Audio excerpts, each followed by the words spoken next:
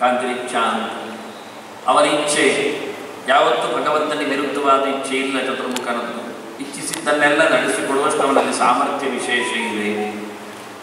ಹಾಗೆಯೇ ಅವನಲ್ಲಿರತಕ್ಕಂಥ ಕಾಂತಿ, ಹೊಳಪು ಯೋಗಿಗಳಲ್ಲಿರಬೇಕಾದಂತಹ ಸಂಗತಿ.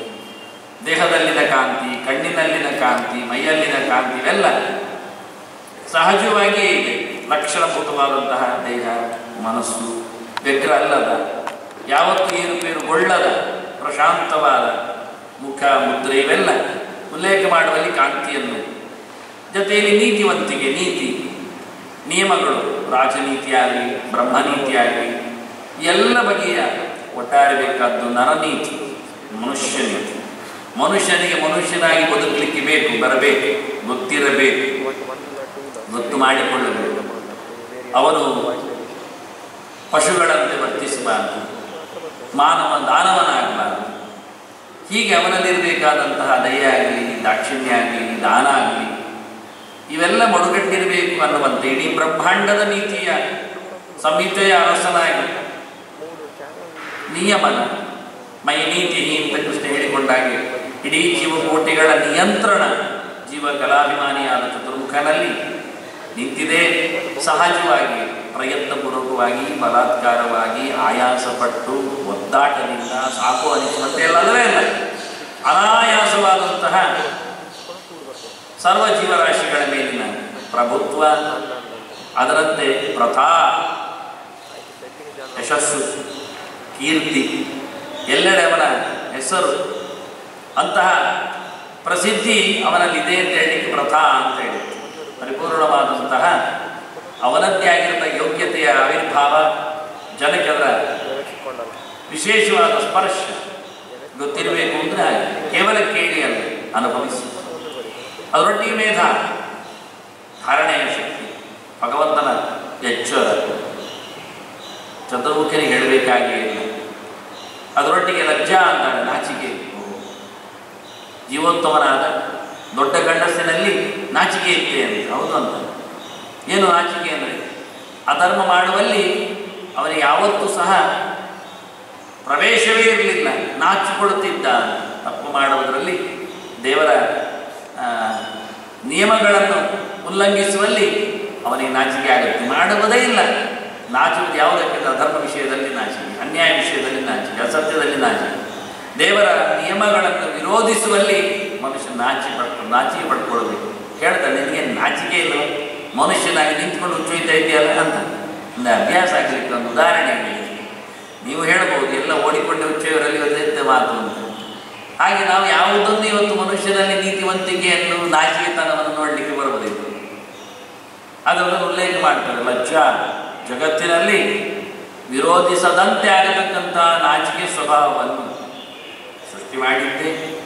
ಆರಂಭದಲ್ಲಿ ತನ್ನಲ್ಲಿ ಮೈಗೂಡಿಸಿಕೊಂಡಂತೆ ಚತುರ್ಮುಖ ಲಜ್ಜಾ, ದೃಷ್ಟಿ, ಕಾಣಿಕೆ, ದರ್ಶನ, ಯೋಗಿ, ಯೋಗ ಪ್ರತ್ಯಕ್ಷ ಎಲ್ಲವನ್ನೂ ನೆನಪಿಸಿಕೊಂಡಾಗ ನೋಡತಕ್ಕಂಥ ಸಾಮರ್ಥ್ಯ. ಲೋಕದ ವಿಷಯದಲ್ಲಿ ಬಿಡಿ, ಯೋಚನೆ ಮಾಡಬೇಕಾಗಿಲ್ಲ, ಅನಾಲೋಚನೆ, ಸರ್ವ ವಿಷಯಕಂ ಜ್ಞಾನ ಒಂದು ದೃಷ್ಟಿಯಿಂದ. ಭಗವದ್ ವಿಷಯದಲ್ಲಿ ಆದಾಗ ಯೋಚನೆ ಮಾಡಬೇಕಾಗುತ್ತೆ. ಲೋಕದ ಬಗ್ಗೆ ಪ್ರಶ್ನೆ ಇಲ್ಲದಾಗ ಅದರಿಂದ ದರ್ಶನ, ಜೀವ ಕಲಾಭಿಮಾನಿಯಾಗಿ ಸಕಲ ಜೀವರು ಮಾಡತಕ್ಕಂಥ ಉದ್ದೇಶಪೂರ್ವಕವಾದ, ಮನಸ್ಸಿಟ್ಟ, ಬೌದ್ಧಿಕವಾದ, ಶಾರೀರಿಕವಾದ ಅಪ್ರಮಾದ, ಅಂದರೆ ಪ್ರಮಾದ ಮತ್ತು ಅಪ್ರಮಾದದಿಂದಾದ ಎಲ್ಲ ಸಂಗತಿಗಳು ಚತುರ್ಮುಖನಿಗೆ ಕಾಣುತ್ತದೆ. ನಮಗೆ ಸಣ್ಣ ಮೊಬೈಲ್ ಫೋನ್ನಲ್ಲಿ ಎಲ್ಲೋ ನಡೆಯುವಂಥದ್ದು ಕಾಣುವುದಿಲ್ಲ, ಕಾಣಿಸುವಂತೆ ಮಾಡಲಿಲ್ಲ, ಬೇಕಾದ ಹಾಗೆ ಸಿಕ್ಕಿಸಿಕೊಂಡಂತ ಅವನಿಗೆ ಹಾಗೆ ತನ್ನ ಕಣ್ಣಿನ ಎದುರು ಎಲ್ಲ ಕಾಣುತ್ತದೆ. ನಿಜ ಬೇಕು ಅಂದ ಯಾವುದು ಅವನ ಕಣ್ಣು ತಪ್ಪಿಸಿ ನಡೆಯುವಂಥದ್ದೇ ಅಲ್ಲ. ಉಸಿರಿನ ದೇವತೆಯಾಗಿ ನಿಂತದ್ದರಿಂದ, ದೇಹದ ಎಚ್ಚರದ ದೇವತೆಯಾಗಿ ನಿಲ್ಲುವುದರಿಂದ ಚತುರ್ಮುಖನಿಗೆ ಗೊತ್ತಿಲ್ಲದೆ ಆಗುವಂಥ ಕೆಲಸ ಏನು. ಹೀಗೊಂದು ಜೀವಾಭಿಮಾನಿಯಾದ ಚತುರ್ಮುಖನ ಎಚ್ಚರ, ಎತ್ತರ, ಜೊತೆಯಲ್ಲಿ ಕೊನೆಗೊಂದು ಮಾತು, ಕೊನೆಗೆ ಗೆರೆಯಲ್ಲಿ ಕೊನೆಗೆ ಸರಸ್ವತಿ ಅಂತ ಮತ್ತೊಂದು 4 ಇದ್ದದ್ದನ್ನು ಇಟ್ಟುಕೊಳ್ಳುವ. ನಾಳೆ ಬರುತ್ತೆ. ತುಷ್ಟಿ, ಪುಷ್ಟಿ, ಕ್ರಿಯಾ, ಶೈವ, ಪ್ರಸಾದಶ್ಚ ಪ್ರತಿಷ್ಠಿತ ಹತ್ವೈ. ಮೊದಲ ಗೆರೆಯಲ್ಲಿ ಮೊದಲು ನಿನ್ನಲ್ಲಿ ತಿಳಿಯಾಗಿ ಸರಸ್ವತಿ ನಾತು, ಸರಸ್ವತಿ ಸುಂದರವಾದ ರಸಭರಿತವಾದ ಅತಿ ಶ್ರೇಷ್ಠವಾದ ರಸಸಾರ ವರಷ್ಟೇಪಿ ಯತೆ ಪರ್ಯಾಯವಾಚಕ ಅಂತ ಶ್ರೇಷ್ಠವಾದ ಮಾತು. ಯಾವುದು ಸಾರ? ರಸವೇ ಸಾರ. ಆನಂದ ಸಾರನು, ಆನಂದ ರಸನು ಅದು ಭಗವಂತ. ಅದು ನಮ್ಮನದ್ದು ಎಲ್ಲ ಮಾತಿನಲ್ಲಿ ದೇವರಿದ್ದಾನೆ. ದೇವರಲ್ಲದ ಮಾತು ಆಡಬಲಿಲ್ಲ, ದೇವರಿಲ್ಲದ ಮಾತು ಅವನಲ್ಲಿಲ್ಲ. ದೇವರ ಜೊತೆಯಲ್ಲಿಯೇ ಅವರ ವ್ಯವಹಾರಗಳು, ಮಾತಿನದ್ದು, ಶರೀರದ್ದು, ಹಾಗೆ ಮನಸ್ಸು. ಭಗವಂತನ ಎಚ್ಚರ ತಪ್ಪಿದ ಸ್ಮರ್ತವ್ಯ ಸತತಂ ವಿಷ್ಣು ವಿಸ್ಮರ್ತವ್ಯೋ ನಜಾತು ಅಂತ ಹೇಳಿಕೊಂಡ ಹಾಗೆ ಭಗವಂತನ ನೆನಪಿಲ್ಲದ ಯಾವ ಕೆಲಸವು ಚತುರ್ಮುಖನಿಂದ ಆಗುವುದಿಲ್ಲ. ಸಾಮಾನ್ಯವಾಗಿ ಅವರಿಗೆ ಟೂನಾದವರಲ್ಲೇ ಆಗುವುದಿಲ್ಲ. ಚತುರ್ಮುಖನನ್ನು ನೆನೆಸಿಕೊಂಡವರಲ್ಲೇ ಅವರ ಕೆಲಸಗಳೆಲ್ಲ ಭಗವತ್ ಪ್ರಜ್ಞೆಗೆ ಅಂಟಿಕೊಂಡಿರ್ತದೆ. ಹಾಗಿರುವಾಗ ಚತುರ್ಮುಖನ ಕೆಲಸ ಏನಿದೆ? ಅವರು ಹೇಗೆ ವ್ಯಾಪಾರ ಮಾಡಿಯಾರು? ಲೋಕ ವ್ಯಾಪಾರವನ್ನು ಹೇಗೆ ನಡೆಸಿಯಾರು? ಒಂದರ ಭಗವಂತನದ್ದೇ ನೆನಪಿಸಿಕೊಂಡು ನಾವಾಗೆ ಮಾಡುವುದಿಲ್ಲ. ನಾಲ್ಕು ಎಷ್ಟೋ ಬಾರಿ ಚಾಲಕನನ್ನು ಯೋಗಿ ಅಂತ ಹೇಳಬಹುದು. ಯಾಕೆ ಮಾಡ್ತೇವೆ? ಏನು ಮಾಡ್ತಾನೆ ಅವನು? ದಾರಿಯನ್ನು ನೋಡ್ತಾನೆ.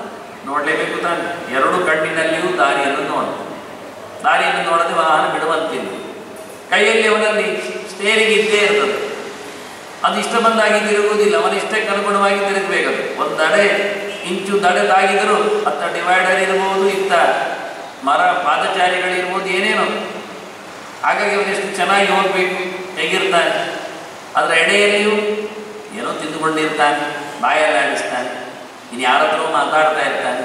ಅದು ಬುತ್ತಿ ಅಲ್ಲಾಡಿಸಿಕೊಂಡು ಮೊಬೈಲನ್ನೇ ದುಡಿಸಿಕೊಂಡಿರಬಹುದು. ಎರಡೂ ಮಿರರ್ಗಳನ್ನು ಹಿಂದಕ್ಕಿರುವುದನ್ನು ನೋಡ್ತಾ ಇರ್ತಾನೆ, ಎಣಗ್ತಾ ಇರ್ತಾನೆ. ಇಷ್ಟೆಲ್ಲ ಕೆಲಸ ಆಗುತ್ತೆ ನೋಡಿ. ಕಾಲಿನಲ್ಲಿಯೂ ಯಾವ್ಯಾವುದು ಹೊತ್ತುಕೊಳ್ಳಿಕ್ಕಿರುತ್ತೆ. ಕ್ಲಚ್ಚು, ಎಕ್ಸಲೇಟ್ರೋ, ಮತ್ತೊಂದು ಬ್ರೇಕೋ, ಇನ್ನೊಂದು ಅಂತ ಹೇಳ್ತೀವಿ. ಅದರ ಎಡೆಯಲ್ಲಿ ಮತ್ತೆ ಹಾರ್ನ್ ಹಾಕಬೇಕು ಅವನು ಕೈ ತಪ್ಪಿಸಿ. ಅದು 2-3 ಬಗೆಯ ಹಾರ್ನ್ಗಳಿದ್ದಾವೆ. ಇಷ್ಟೆಲ್ಲ ವ್ಯಾಪಾರಗಳು ಏಕತ್ರವಾಗಿ ಅವನಲ್ಲಿ ನಡಿಬೇಕು, ನಡೀತಾ ಇದೆ, ನಡೀತದೆ. ಇದಕ್ಕಾಗಿ ಅವನೇನು ತನ್ನ ತಲೆಯನ್ನು ತುಂಡರಿಸಿಕೊಡಬೇಕಾಗಿಲ್ಲ. ಆಗುತ್ತೆ, ಆಗುವುದಿಲ್ಲ. ಅದೇ ಮನುಷ್ಯನಿಗೆ ಅವನು ದಾರಿಯನ್ನು ನೋಡ್ತಾನೆ ಎನ್ನುವುದು 100ಕ್ಕೆ 100 ಸತ್ಯ. ದಾರಿಯನ್ನು ನೋಡದೆ ವಾಹನ ಬಿಡುವಂತಿಲ್ಲ. ಹಾಗಾಗಿ ದೇವರನ್ನು ಇಟ್ಟುಕೊಳ್ಳದೆ ನಾವು ಯಾವುದೇ ವ್ಯವಹಾರಗಳಾಗಬಾರದು ಎನ್ನುವುದು ಅರ್ಥ. ಪ್ರಧಾನವಾದ ಗುರಿ ಭಗವಂತ, ದಾರಿ. ನಾವು ದಾರಿಯಲ್ಲಿದ್ದೇವೆ. ದೇಶಬದ್ಧಾ ಎದತ್ ಕರ್ಮ ಎದತ್ ಬ್ರಹ್ಮ ಆಯ್ತಲೇ ಶುರುವಾಗದೆ ಇದು ದಾರಿ, ದೇವರೇ ದಾರಿ. ಹಾಗಾಗಿ ದಾರಿಯೆಡೆಗೆ ನಮ್ಮದು ಪೂರ್ಣ ಗಮನ ಇರಲಿ. ಜತೆಯಲ್ಲಿ ಏನು ಬೇಕಾದರೂ ಮಾಡಿಕೊಂಡಿರಲಿ. ಹಾಗಾಗಿ ಮಂತ್ರ ಹೇಳಿಕೊಂಡಾಗ, ತಂತ್ರವನ್ನು ನಡೆಸುವಾಗ, ಯಂತ್ರದೆಡೆಗೆ ಸಾಗುವಾಗ ಯಾವುದೊಂದಕ್ಕೊಂದು ವಿರೋಧ ಆಗುವುದಿಲ್ಲ. ಒಂದರ ನಂತರ ಒಂದೇನಲ್ಲ, ಪೂರ್ತಿ ಮಂತ್ರ ಹೇಳಿಕೊಳ್ಳಿ ಮತ್ತೆ ಶುರು ಮಾಡ್ತೇನೆ ಆಟ, ಅದೆಲ್ಲ ಆಗುವುದಿಲ್ಲ. ಹೀಗೆ ಅದಕ್ಕೆ ಅಭ್ಯಾಸ ಒಂದು ಬೇಕು ಎನ್ನುವುದು ಸತ್ಯ. ಒಮ್ಮಿಂದೊಮ್ಮೆ ಆಗುವುದಿಲ್ಲ. ಅದು ಆಗುವುದಿಲ್ಲ ಎನ್ನುವುದು ಅಲ್ಲದ ಆಗುತ್ತೆ, ಮಾಡಿಕೊಂಡು ಹೋದಾಗ ಆಗ್ತದೆ. ಹೀಗೆ ಬಹಳ ಚಂದವಾಗಿ ಬಹಳ ಒಳ್ಳೆಯ ರೀತಿಯಿಂದ ಭಗವಂತನೆಡೆಗೆ ಸಾಗುವವನ ಮಾತು ಯಾವತ್ತೂ ಭಗವಂತನ ಎಚ್ಚರದ ವ್ಯವಹಾರ. ಎಲ್ಲೆಂದರಲ್ಲಿ ಬ್ರಹ್ಮಾಂಡದ ವ್ಯವಹಾರವು ಭಗವಂತನಿಗಾಗಿ. ಅವನಿಗೇನು ಅಧಿಕಾರ ಬೇಕೆ? ಸಾಧನೆಗಾಗಿ ಅಧಿಕಾರ, ದೇವರ ಸೊತ್ತು ನೋಡಿಕೊಳ್ಳುವ ರೀತಿ, ಅನಂತ ಜೀವರಾಶಿಗಳಲ್ಲಿ ಅವನದ್ದು ಒಂದು ಪ್ರಯಾಣ ಋತುವಾಗಿದೆ. ಹೀಗೆ ಯೋಗದ ಅನೇಕ ಸಾಧ್ಯತೆಗಳು ಎಲ್ಲಿ ಮಡುಗಟ್ಟಿವೆ, ಹೇಗಿವೆ ಅಂತ ಮೊದಲೇ ಚತುರ್ಮುಖನಲ್ಲಿ ಪೂರ್ಣವಾಗಿದೆ ಎಂದು ಹೇಳಿಕೊಂಡ ಶಿವ, ಅವನ ಪರಿವಾರ ಯೋಗದ ಬಗ್ಗೆ ನಮಗೊಂದಿಷ್ಟು ಬಹಳ ದೊಡ್ಡದಾದ ಮಾಹಿತಿ ಕೊಟ್ಟಿದೆ. ಯಮಗಳ ಬಗ್ಗೆ ಕೆಲವು ಆಯಾಮಗಳನ್ನು ನೋಡಿದ್ದೇವೆ. ನಿಯಮಗಳು ಮತ್ತೆ ಇಲ್ಲಿ 10 ಮೆತ್ತಿಕೊಂಡಿವೆ. ಅದರಲ್ಲಿ ಶೌಚಂ ಒಂದಿಷ್ಟು ಆಯಿತು. ನೀರಿನಲ್ಲೇ ಬಿದ್ದಿರುವುದೇ ಮಡಿವಂತಿಗೆ ಅಂತ ಹೇಳಲಿಕ್ಕಿಲ್ಲ ಅಂತ ಹೇಳ್ತಾ, ಮೀನು ಮೊಸಳೆಗಳಿಗೆಲ್ಲ ಆ ಯೋಗ ಸಾಧ್ಯವೇ ಅಂತ ಕೇಳಿ ತಮಾಷೆ ಮಾಡಿದ್ದೀರಿ ಪುರಾಣ. ಅದನ್ನ ಮಿಂದರೇನೆ, ಮುಳುಗಿದರೇನೆ, ನೀರಲ್ಲಿ ಹಾಯ್ದರೇನೆ ಮಡಿ ಅಂತ ಹೇಳಿಕೊಂಡು ಒದ್ದಾಡಬೇಡಿ. ಅದು ಮೀನು ಮೊಸಳೆಗಳಿಗೂ ಅನ್ವಯ ಆಗುತ್ತೆ. ಅದರ ಆಚೆಗಿನ ಅಭ್ಯಂತರ ಮಡಿ ಇದೆ, ಮನಃಶುದ್ಧಿ ಇದೆ, ಭಾವಶುದ್ಧಿ ಇದೆ, ದೇವರ ಮಂತ್ರದ ಸ್ಪರ್ಶದ ನಾಲಿಗೆಯ ಆ ಲಕ್ಷಣದ ಚಿಂತನೆ ಮಡುಗಟ್ಟಿದೆ ಅಂತ ಹೇಳುತ್ತಾ ಇದನ್ನು ಸ್ನಾನದಲ್ಲಿ ಮಾತಾಡ್ತೀವಿ ಮತ್ತೊಂದು. ಹಾಗಾಗಿ ಶೌಚವನ್ನು ಮಾಡಿ ಚಂದವಾಗಿ ಆ ಶೌಚದ ಬಗ್ಗೆ ಎಚ್ಚರಿಸ್ತಾ ಕೆಲವೊಂದು ಸಂಗತಿಗಳಲ್ಲಿ ಎಷ್ಟು ದೂರ ಇರಬೇಕು, ಎಷ್ಟು ಹತ್ತಿರ ಆಗ್ಬೋದು ಅಂತ ತಿಳಿಸಿ, ಮತ್ತು 3 ಇಜ್ಯಾ, ತಪಃ, ದಾನ. ಇಜ್ಯಾ ಅಂದರೆ ಪೂಜೆ, ಪೂಜೆಯ ಬಗ್ಗೆ ಮತ್ತೆ ನಾಳೆ ನೋಡುವ. ಶಿವಪೂಜೆ ಏನು ಮಾತಾಡಿದ್ದಾರೆ ಅಂತ. ಬಹಳ ದೊಡ್ಡ ಮಟ್ಟಿನ ಲಿಂಗ ಪುರಾಣದಲ್ಲಿ ಬರತಕ್ಕಂಥ ಶಿವಪೂಜೆ ಸುಮಾರು ಚಿಂತನೆಯಲ್ಲಿ ಮಡುಗಟ್ಟಿದೆ. ಹೇಗೆಲ್ಲ ಶಿವನ ಆರಾಧನೆಯನ್ನು ಮಾಡಲಿಕ್ಕೆ ಬರುತ್ತೆ ಅಂತ ತೋರಿಸಿಕೊಟ್ಟಿದ್ದಾರೆ. ಅವನ ಎಲ್ಲ ರೂಪ ವಿಶೇಷಗಳನ್ನೆಲ್ಲ ಬಣ್ಣಿಸಿದ್ದಾರೆ, ಕೊಟ್ಟಿದ್ದಾರೆ ನಮ್ಮ ಮುಂದೆ. ಅದಲ್ಲಿರಲಿ. ಅದರೊಟ್ಟಿಗೆ ತಪಸ್ಸು ಒಂದು ಉಂಟು, ಮತ್ತೊಂದು ದಾನ ಅಂತ ಇದೆ. ದಾನಕ್ಕೆ ವಿವರಣೆ ಹೇಳುತ್ತೇನೆ, ಲಿಂಗ ಪುರಾಣ ಏನು ಹೇಳ್ತದೆ. ಇದು ಮೂರು ಯಜ್ಞದಾನ ತಪಸ್ಸು ಅಂತ. ಶ್ರುತಿ ಹೇಳುವಂತೆ ತ್ರಿಕರ್ಮಕೃತ್ ತರತಿ ಜನ್ಮ ಮೃತ್ಯು ಅಂತ. ಈ ಹುಟ್ಟು ಸಾವುಗಳ ಚಕ್ರವನ್ನು ದಾಟಲಿಕ್ಕೆ ಮಾಡಬೇಕಾದ ಕರ್ಮತ್ರಯ ಅಂದರೆ ಇವುಗಳೇ. ಯಜ್ಞದಾನ ತಪಕರ್ಮ ನತ್ಯಾಜ್ಯಂ ಕಾರ್ಯಮೇವ ತತ್ ಯಜ್ಞೋದಾನ ತಪಶ್ಚೈವ ಭಾವನಾನಿ ಮನೀಷಿಣ. ಇದು ಕೃಷ್ಣನ ಮಾತು. ಗೀತೆ ಎಷ್ಟು ಹುಡುಕಿ ಕೆರೆಗಳನ್ನು ಮಾತಾಡಿದೆ ಅಂದರೆ ಅದ್ಭುತವಾಗಿದೆ. ಯಜ್ಞಗಳ ಬಗ್ಗೆಯೂ ಬಹಳ ದೊಡ್ಡದಾದ ಮಾತುಗಳನ್ನು ಲಿಂಗ ಪುರಾಣ ಹೇಳ್ತದೆ. ಯಜ್ಞ ಅಂದರೆ ನಮಗೆ ಗೊತ್ತಿರುವುದು ಅಗ್ನಿಯ ಸಮಾರಾಧನೆ ಅಷ್ಟೇ ಅಲ್ಲ, ಅವರು ಪಂಚಯಜ್ಞದ ಬಗ್ಗೆ ಮಾತಾಡ್ತಾರೆ. ಅದು ಮತ್ತೆ ನೋಡೋದು. ಪೂಜೆ ಅಂದರೆ ಪೂಜೆ ಮಾತ್ರ ಅಲ್ಲ, ಬಹುವಿಧ ಪೂಜೆ ಇದೆ. ನಡೆದಾಡುವ ಪ್ರತೀಕಗಳದ್ದು, ತಂದೆ ತಾಯಿಗಳದ್ದು, ಗುರು ಹಿರಿಯರದ್ದು, ದನ ಮುಂತಾದವುಗಳದ್ದು ಪೂಜೆ ಆಗ್ತದೆ. ಅಚಲವಾದ ಪ್ರತೀಕದಲ್ಲಿ ಪೂಜೆ ಆಗ್ತದೆ, ಆಗುವುದಿಲ್ಲ. ಹಾಗಾಗಿ ಅಗ್ನಿ ಇವೆಲ್ಲ ಅಥವಾ ಪ್ರತಿಮೆ ಮಾಧ್ಯಮಗಳು ಇವೆಲ್ಲ ಒಂದು ದೃಷ್ಟಿಯಿಂದ ಚಲ ಪ್ರತಿಮೆಗಳಲ್ಲ ಅವರಿಗೆ. ಹೀಗಾಗಿ ಪೂಜೆಗಳು ಅನೇಕ ಸಾಧ್ಯತೆಗಳನ್ನು ಪದ್ಧತಿಗಳನ್ನು ಒಳಗೊಂಡಿದೆ. ಒಂದು ಯಜ್ಞ ಆಯಿತು, ದೇವರ ಆರಾಧನೆಯನ್ನು ಹೇಗೆ ಬೇಕಾದ್ರೆ ಮಾಡ್ತಾರೆ, ತುಂಬ ಪ್ರತೀಕಗಳಿವೆ. ಇನ್ನೊಂದು ದಾನ ಅಂತ ನೀಡುವಂಥದ್ದು, ವಿತರಣೆ. ಮಗದೊಂದು ತಪಸ್ಸು ಅಂತ ಚಿಂತನೆ, ತಮ್ಮ ಆಲೋಚನೆ, ಅದರ ಬಗ್ಗೆ ತಿಳಿವು, ಹಾಗೆ ಅದಕ್ಕೆ ಬೇಕಾದಂತಹ ಸಾಧನೆಗಳು. ಹೀಗೆ ಪೂಜೆ ಮಾಡಲಿಕ್ಕೆ ಉಂಟು, ಇಷ್ಟ ಬಂದ ಹಾಗೆ ಮಾಡಲಿಕ್ಕೆ ಆಗುವುದಿಲ್ಲ. ಇಂಥದ್ದು ದಾನ ಮಾಡುವುದು ಇಂಥ ಕಡೆ ಅಂತ ಉಂಟು, ಇಷ್ಟ ಬಂದಾಗಲ್ಲ. ಅದನ್ನ ದೇವರ ಸಮಾರಾಧನೆ ನಡೆಸುವಲ್ಲಿ ಬೇಕಾಗಿರತಕ್ಕಂಥ ನಮ್ಮ ಶಾರೀರಿಕ ದುಡಿಮೆ ಅದು ನಿಜವಾಗಿ ತಪಸ್ಸೊಂದಷ್ಟು. ಆಗ ತಪಸ್ಸಿಗೆ ಬೇಕಾದಂತಹ ಕೆಲವೆಲ್ಲ ಸನ್ನಿವೇಶಗಳು, ಪರಿಕರಗಳು ಬೇಕಾಗ್ತವೆ. ಮತ್ತು ಶ್ರುತಿ ಮಾತಾಡುವಾಗ ಯಜ್ಞೇನ ದಾನೇನ ತಪಸಾ ಅನಾಶಕೇನ ಅಂತ ಹೇಳ್ತದೆ. ಯಜ್ಞದಾನದ ಪರಿಚಯ ನಿಮಗೆ ಇದ್ದಿರ್ತದೆ. ಅನೇಕ ಯಜ್ಞಗಳನ್ನು, ಪಂಚಯಜ್ಞಗಳನ್ನು ಹೇಳ್ತಾರೆ. ದಾನಗಳಲ್ಲಿ ಸೊತ್ತುಗಳ ಲೆಕ್ಕಾಚಾರವೇ ಇಲ್ಲ. ಅದು ಮತ್ತೆ ನೋಡೋದು, ಒಂದೇ ಲೆಕ್ಕವನ್ನು ಕೊಡುತ್ತೇನೆ ಲಿಂಗ ಪುರಾಣ ಹೇಳಿ. ಅದರೊಟ್ಟಿಗೆ ಹೇಳುತ್ತದೆ ತಪಸ್ಸು ಅಂದರೆ ನಿರಶನ ವ್ರತ ಅಂತ. ನಿನ್ನೆ ನೋಡಿಕೊಂಡೆವು ಯತಿಯಾಗುವುದು ಹೇಗೆ.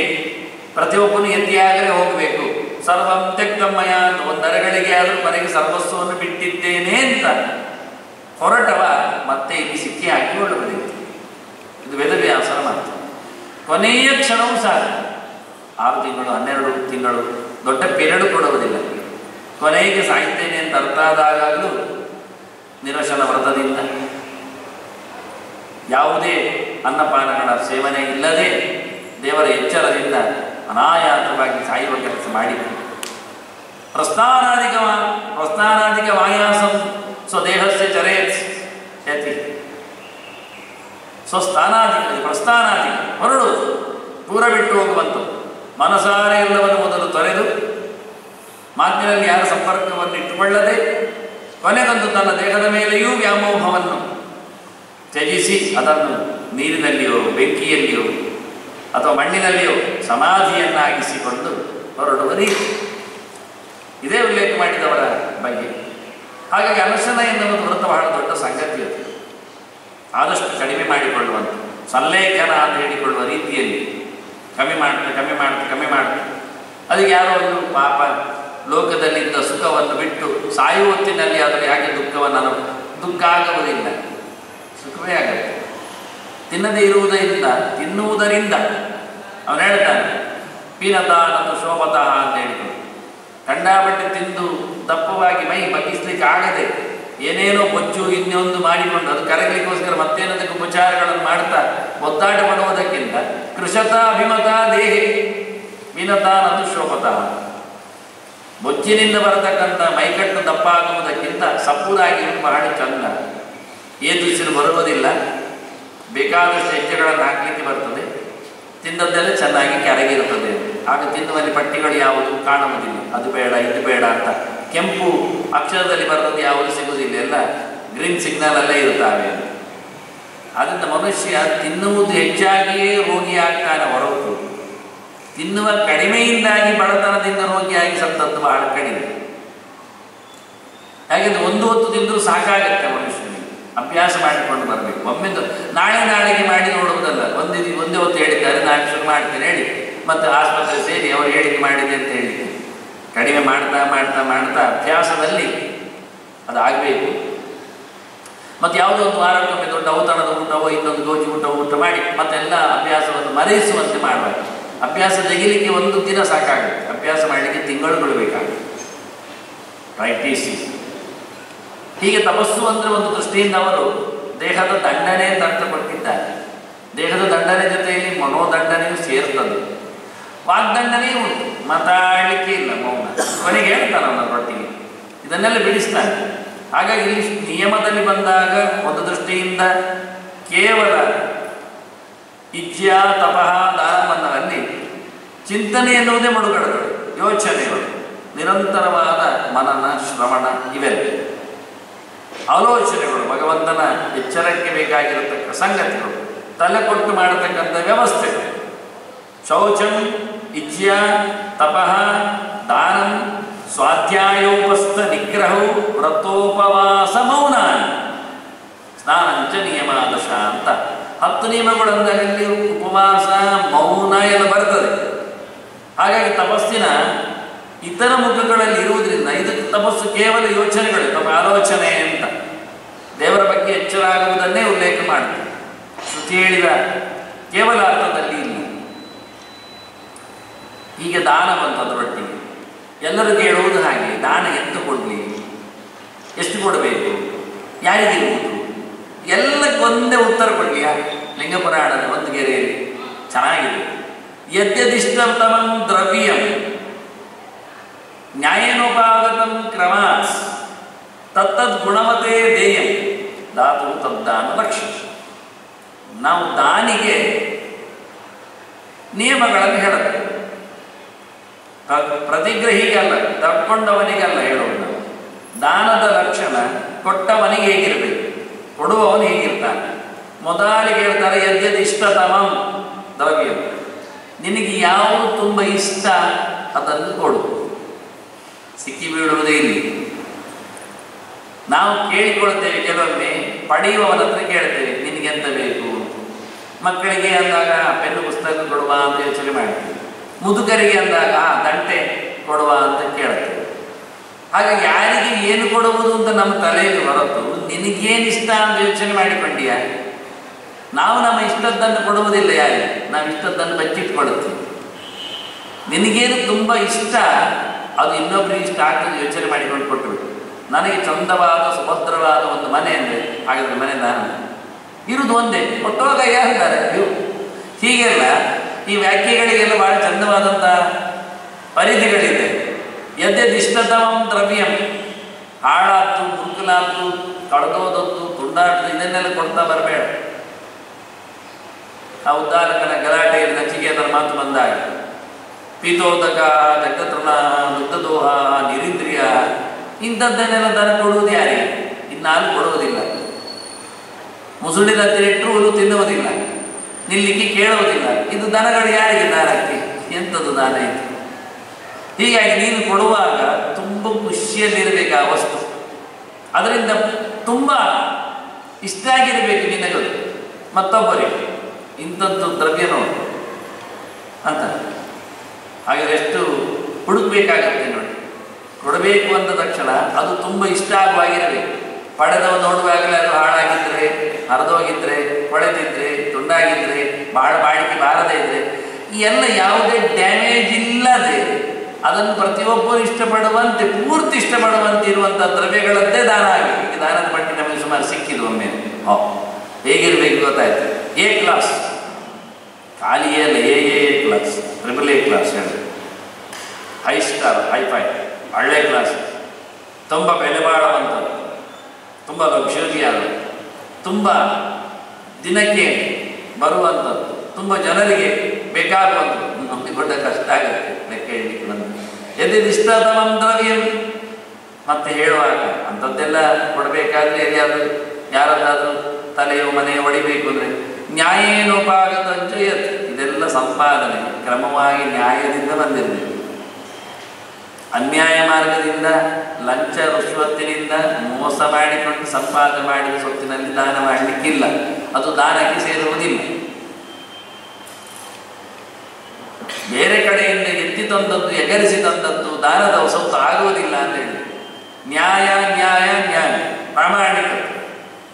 ನೀನದನ್ನು ಪಡೀಲಿಕ್ಕೆ ಸಂಪಾದನೆ ಮಾಡಲಿಕ್ಕೆ ಯೋಗ್ಯನೇ, ಆ ವೃತ್ತಿಯೆಲ್ಲ ತನಗೆ ಸಂಬಂಧಪಟ್ಟ ಸ್ವೇ ಸ್ವೇ ಕರ್ಮಣ್ಯಭಿರತಃ ಸಂಸಿದ್ಧಿಲ್ಲವತೆ ಅಂತ ಹೇಳ್ತಾರೆ.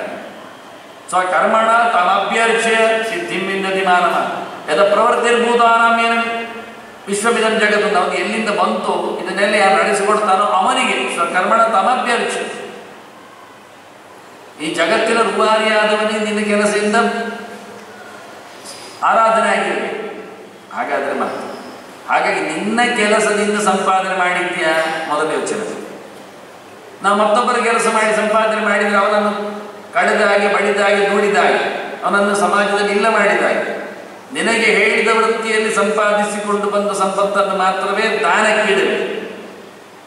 ಅದನ್ನು ಭೋಗಕ್ಕಿಟ್ಟುಕೋ, ದಾನಕ್ಕಾಗಬೇಕು. ಅದು ಭೋಗ ಆಗುತ್ತೆ ಹೊರತು ಯಜ್ಞ ಆಗುವುದಿಲ್ಲ. ನಿನ್ನ ಊಟವು ಭೋಗ ಆಯ್ತು. ಕೇವಲ ದೇವೋ ಭವತಿ ಕೇವಲ ಆದಿ ಅಂತ, ಅದು ದೇವರ ಸಮರ್ಪಣೆಗೆ ಯೋಗ್ಯ ಆಗುವುದಿಲ್ಲ, ಯಜ್ಞಕ್ಕೂ ಬರುವುದಿಲ್ಲ, ಅತಿಥಿ ಸತ್ಕಾರಕ್ಕೆ ಯೋಗ್ಯ ಆಗುವುದಿಲ್ಲ. ಕೇವಲ ನೀನು ಮಾತ್ರ ಕಣ್ಣುಮುಚ್ಚಿ ಮುಟ್ಟಬೇಕಾಗತ್ತೆ. ಅಂಥದ್ದು ಮಾಡಿದವ ಕೇವಲ ಭೋ ಭವತಿ ಕೇವಲ ಆದಿ, ಕೇವಲ ಪಾಪ ಉಂಡವನಾಗ್ತಾನೆ, ಯಜ್ಞಶಿಷ್ಟಾರ್ಥಿನ ಸಂತಹ ಅಲ್ಲ.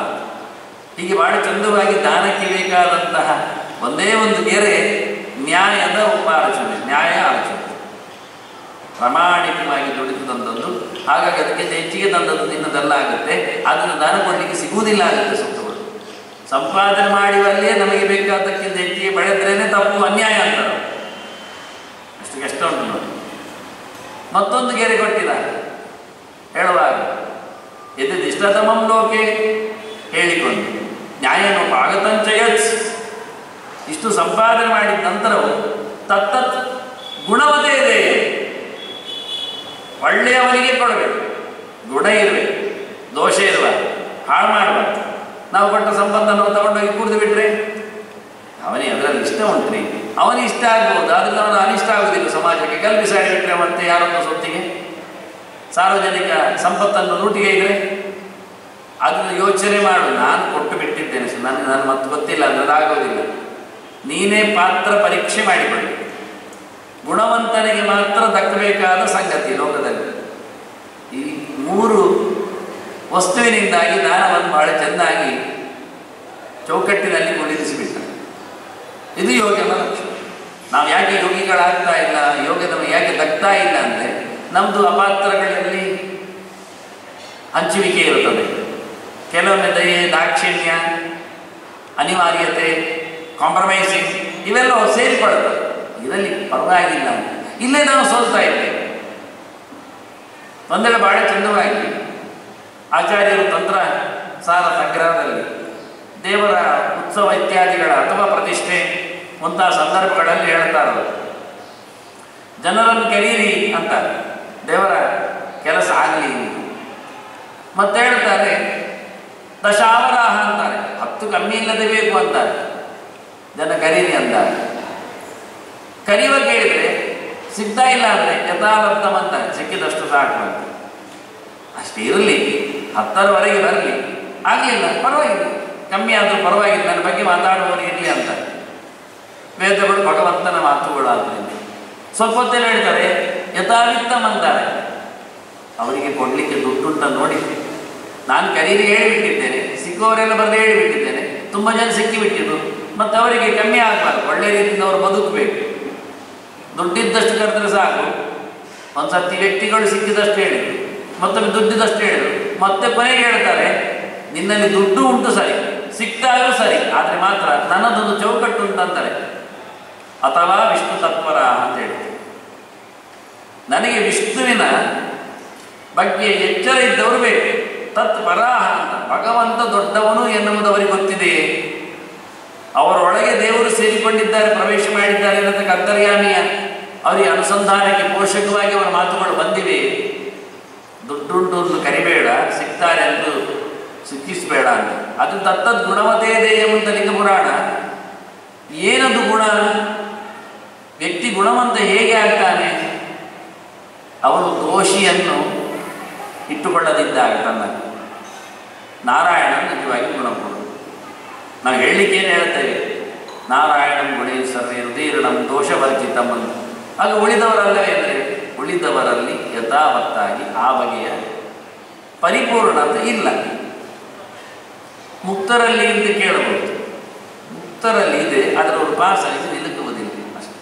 ಈ ಲೋಕದಲ್ಲಿ ಉಪಾಸನೆಗೆ ಮುಕ್ತರು ಅನಂತಾನಂತ ಗುಣಪೂರ್ಣರು ಅಲ್ಲ, ಅವರ ಯೋಗ್ಯತೆಯಂತೆ ಗುಣಗಳಿಂದ ಅವರು ಪೂರ್ಣರಿದ್ದಾರೆ.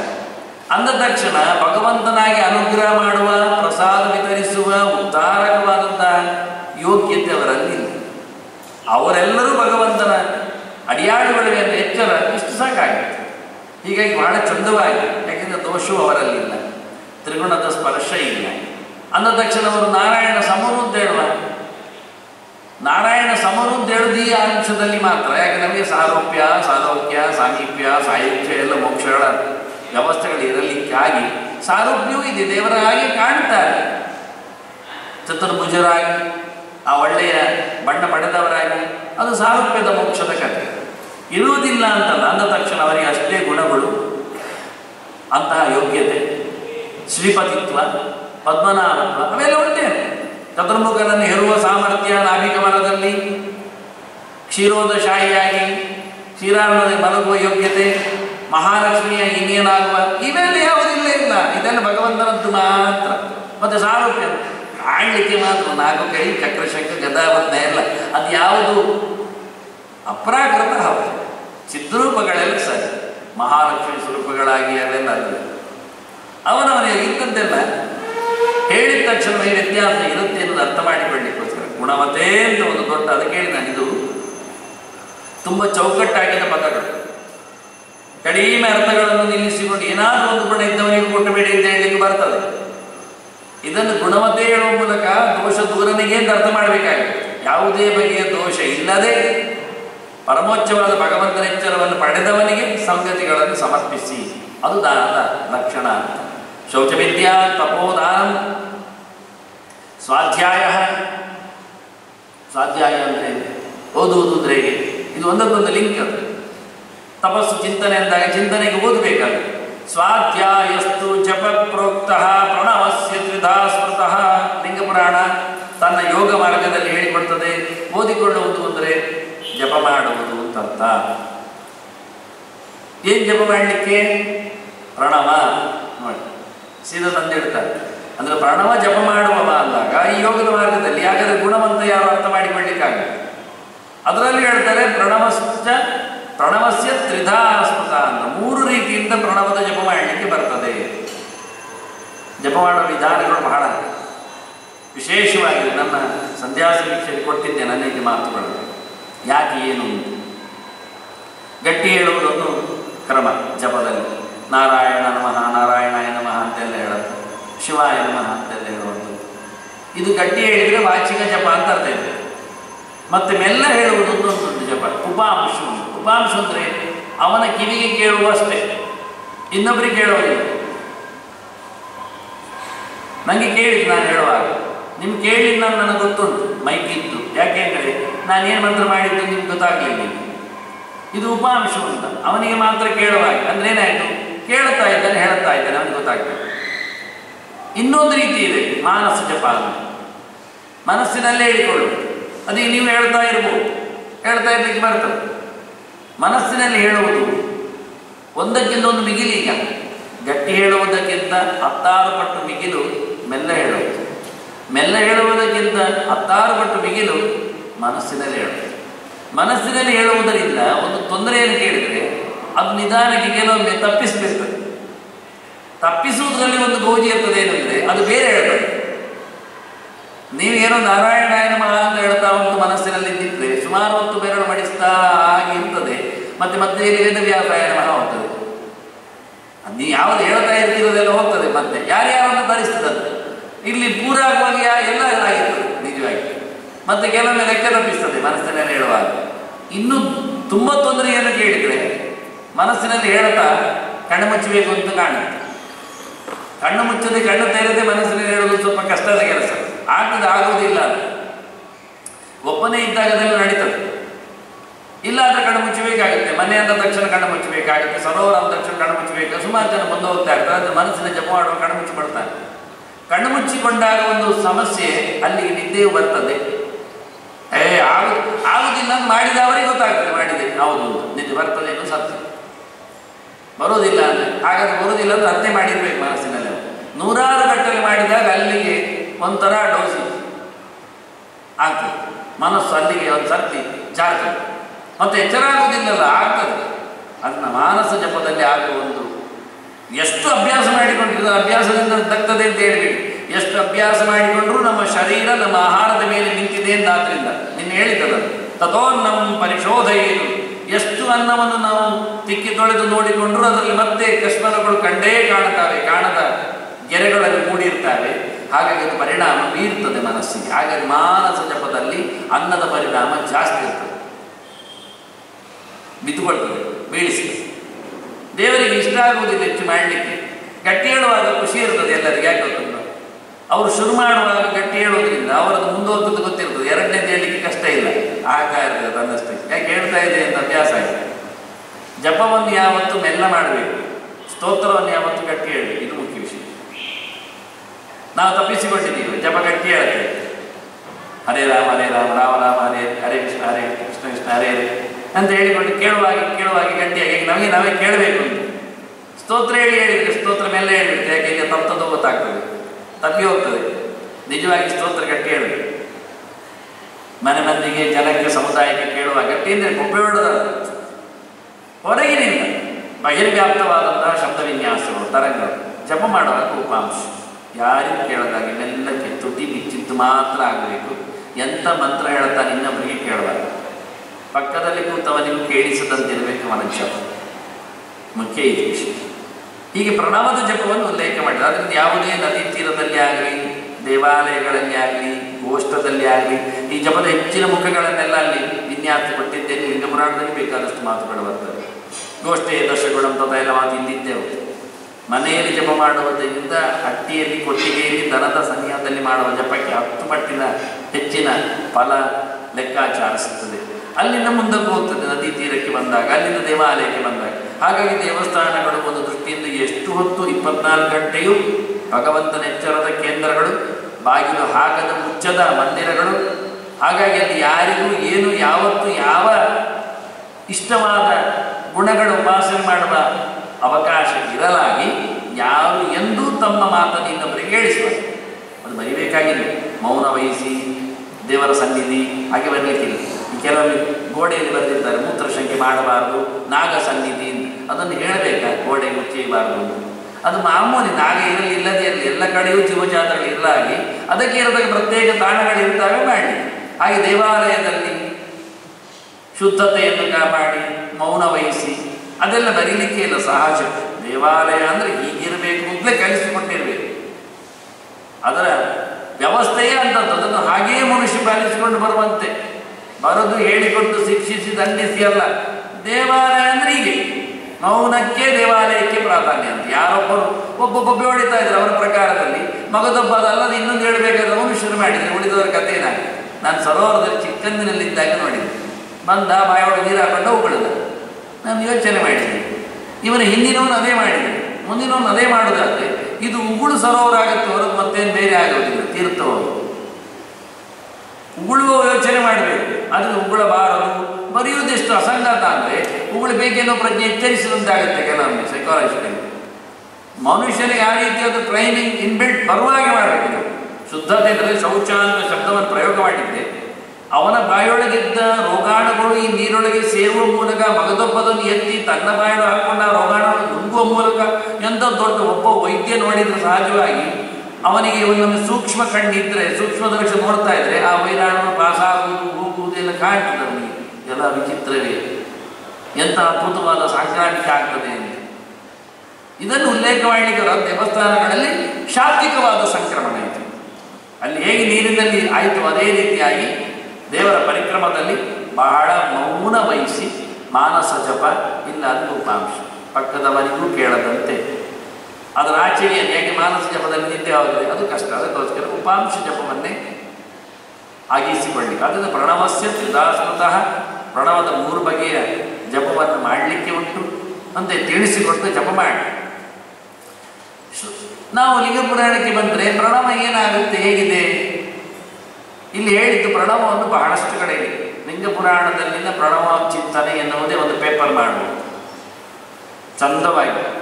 ಖಾಲಿ ಅದರಲ್ಲೇ ಒಬ್ಬ ತನ್ನ PhD ನಡೆಸಿದೆ. ಲಿಂಗ ಪುರಾಣದಲ್ಲಿನ ಓಂಕಾರ ಅನ್ನುವುದನ್ನೇ ಇಟ್ಟುಕೊಂಡು ಒಂದು PhD ಪ್ರಬಂಧ ಕಂಪೇರ್ ಸ್ಟಡಿ ಮಾಡಿದ್ರೆ ಇನ್ನಷ್ಟು ದೊಡ್ಡ ಸಂಗತಿ ಆಗುತ್ತೆ. ಮಾಡಬೇಕಾದ ಸಂಗತಿ ಎಷ್ಟು ಚಿಂತನೆಗಳಿವೆ ಅದನ್ನು ಬಳಸ್ತಾನ.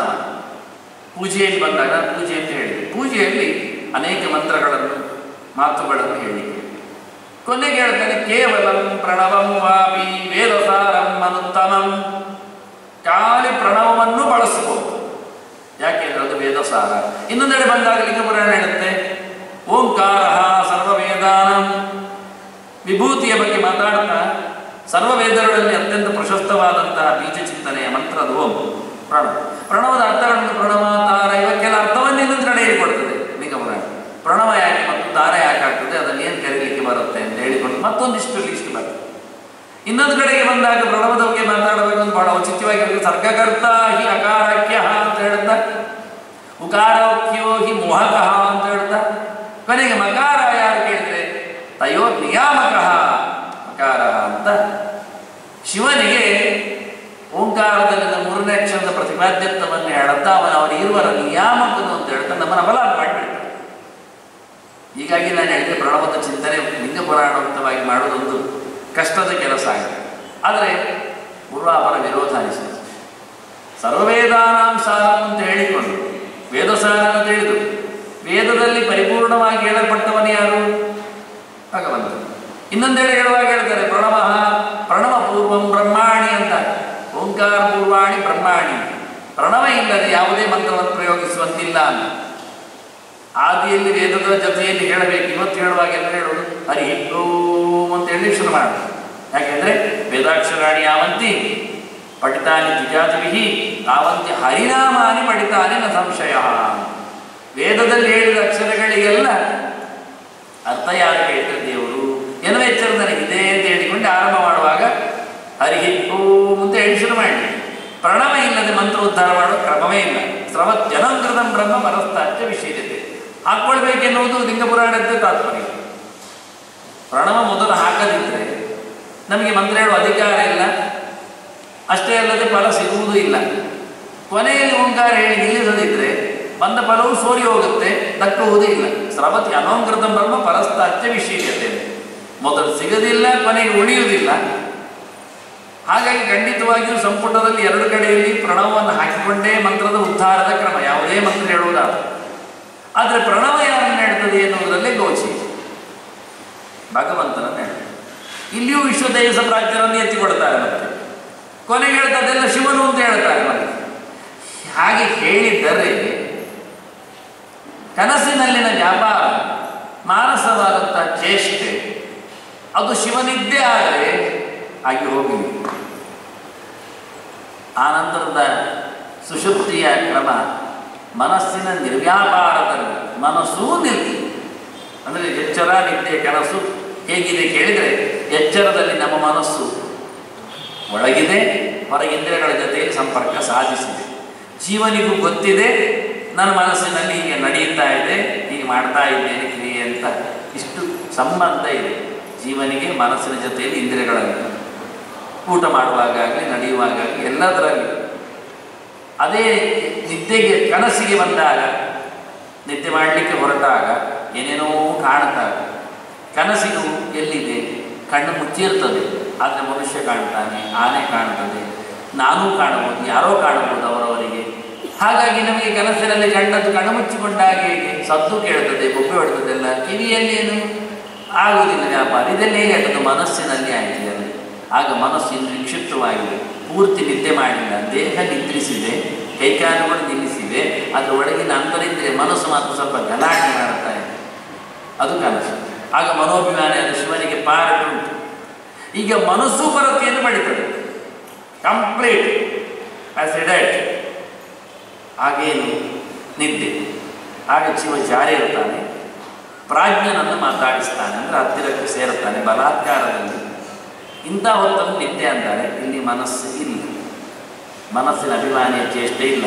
ಕಣ್ಣು ಸೂರ್ಯ ಮುಚ್ಚಿಕೊಂಡ ಎಚ್ಚರ ತಪ್ಪಿದಾಗ, ಕಿವಿಯ ದೇವತೆಗಳು ಶ್ರೋತ್ರೇಂದ್ರಿಯ ಅಭಿಮಾನಿಗಳು ಸೈಲೆಂಟ್ ಆದರು, ಕೈಕಾಲುಗಳು ಅಲ್ಲಾಡುವುದನ್ನು ನಿಲ್ಲಿಸಿದ್ದಾವೆ. ಆದರೆ ಮನಸ್ಸು ಕೆಲವೊಮ್ಮೆ ಬಲಾತ್ಕಾರ ಮಾಡಿ ಏನು ಮಾಡ್ತದೆ. ಮನೋಭಿಮಾನಿ ಶಿವ ಎಚ್ಚರಿದ್ದ, ಕನಸು ಬಂದಾಗ ಈಗ ಮನೋಭಿಮಾನಿಯು ಮಲಗಿದ, ರೆಸ್ಟ್ ತಗೊಂಡ, ಅವನಿಗೂ ರೆಸ್ಟ್ ಬೇಕು. ಆದರೆ ಉಸಿರಾಡದ ಪ್ರಾಣನೊಬ್ಬ ರೆಸ್ಟ್ ಪಡೆಯುವುದಿಲ್ಲ. ಅವನು ನೈಮಾತ್ರ ವಿಶ್ರಮಣ ಮೆಚ್ಚತ ನಿಶ್ರಮೋಸವು ನಿಸ್ಸೀಮ ಬಹುಶುಗುಣಸ್ಯ ಕೃತಶ್ರಮಸ್ಯ. ಅವನು ಶ್ರಮಪಟ್ಟ ಅಂದರೆ ನಾವು ನಾಳೆ ಹೇಳುವುದಿಲ್ಲ, ಅವನು ಮಲಗಿದ. ಹಾಗಾಗಿ ಉಸಿರಾಟವನ್ನು ನಿಲ್ಲಿಸದಂತೆ ನಡೆಸುವ ಪ್ರಾಣನೊಬ್ಬನೇ ಪರಮಾತ್ಮನ ಪ್ರೀತಿಗಾಗಿ ಜಪಿಸ್ತಾ ನಡೆಸ್ತಾ ಈ ಜೀವನವನ್ನು ಮಲಗಿಸಿ. ಹೀಗಾಗಿ ತೈಜಸ ರೂಪದಲ್ಲಿ ಹೇಳಲಿಕ್ಕೆ ಆಗುವುದಿಲ್ಲ. ಇದು ಉಪನಿಷತ್ತುಗಳಲ್ಲಿ ಯಾಕೆ ಹೇಳಿದ ತಕ್ಷಣ ಪ್ರಣವೋಪನಿಷತ್ತು ಭಾಳ ಚೆನ್ನಾಗಿ ಅಂದರೆ ಮುಂಡಕಾದಿಗಳು ಈ ರೂಪಗಳನ್ನು ಉಲ್ಲೇಖ ಮಾಡುತ್ತಾ, ರೂಪದ ಸಾಧ್ಯತೆಯನ್ನು ಹೇಳುತ್ತಾ, ವ್ಯಾಪಾರಗಳನ್ನು ತಿಳಿಸ್ತಾ, ಅಚ್ಚುಕಟ್ಟಾಗಿ ಇದನ್ನು ಹೇಳಿದ್ರಿಂದ ವಿರೋಧ ಅಂದರೆ ವ್ಯತ್ಯಾಸ ಪ್ರಾತಿಲೋಮ್ಯ ಅಂತ ಹೇಳಿದಾಗೆ ನಾಮ ವ್ಯತ್ಯಾಸ, ಪುರುಷ ವ್ಯತ್ಯಾಸ, ಇವನ್ನೆಲ್ಲ ಸ್ಥಾನ ವ್ಯತ್ಯಾಸದಿಂದ ಮಾಡಲಿಕ್ಕೆ ಬರುತ್ತೆ. ಎರಡೊಂದು ಉಂಟಲ್ಲ, ಮೂರದ್ದು ಇರಲಿ. ಇದಕ್ಕೆ ಅದನ್ನು ಕೆಲವೊಮ್ಮೆ 2 ಪೋಸ್ಟ್ ಒಂದು ಗ್ಯಾರಂಟಿ ಶಿವನಿಗೆ, 3ನೇದು ಆಗಿ ಹೋಗಲಿ ಹತ್ತಿರದಲ್ಲಿ ಇಲ್ಲ.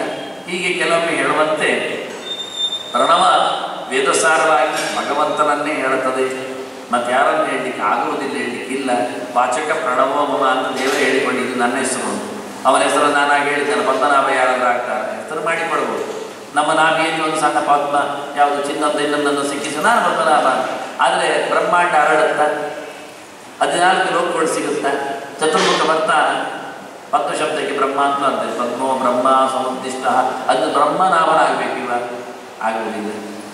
ಅಂದು ಪದ್ಮ ಅಂದರೆ ಇಡೀ ತಲ್ಲೋಕ ಪದ್ಮ ಅಂತ ಲೋಕ ಪದ್ಮವನ್ನು ಪದ್ಮ ಅಂತಾರೆ. ಬ್ರಹ್ಮಾಂಡ ಏನೋ ನಾಭಿಯಲ್ಲಿ ನಿಲ್ಲುತ್ತಾ ಸಾಧ್ಯ ಇಲ್ಲ. ಹಾಗೆ ಹೇಳಲಿಕ್ಕೇನು ಪದ್ಮನಾಭ ಹೇಳ್ಬೋದು, ಅರ್ಥ ಆಗುವುದಿಲ್ಲ. ನಾರಾಯಣ ಅಂತ ನೀರಲ್ಲಿ ಮಲಗಿದ್ರು ಅಂತ ಎಷ್ಟು ಸಮಯ ಮಲಗ್ತೇವೆ, ಎಷ್ಟು ಸಮಯ ಮಲಗಲಿಕ್ಕಾಗುತ್ತೆ, ಎಷ್ಟು ಸಾಧನೆ ಮಾಡಿದ್ವಿ.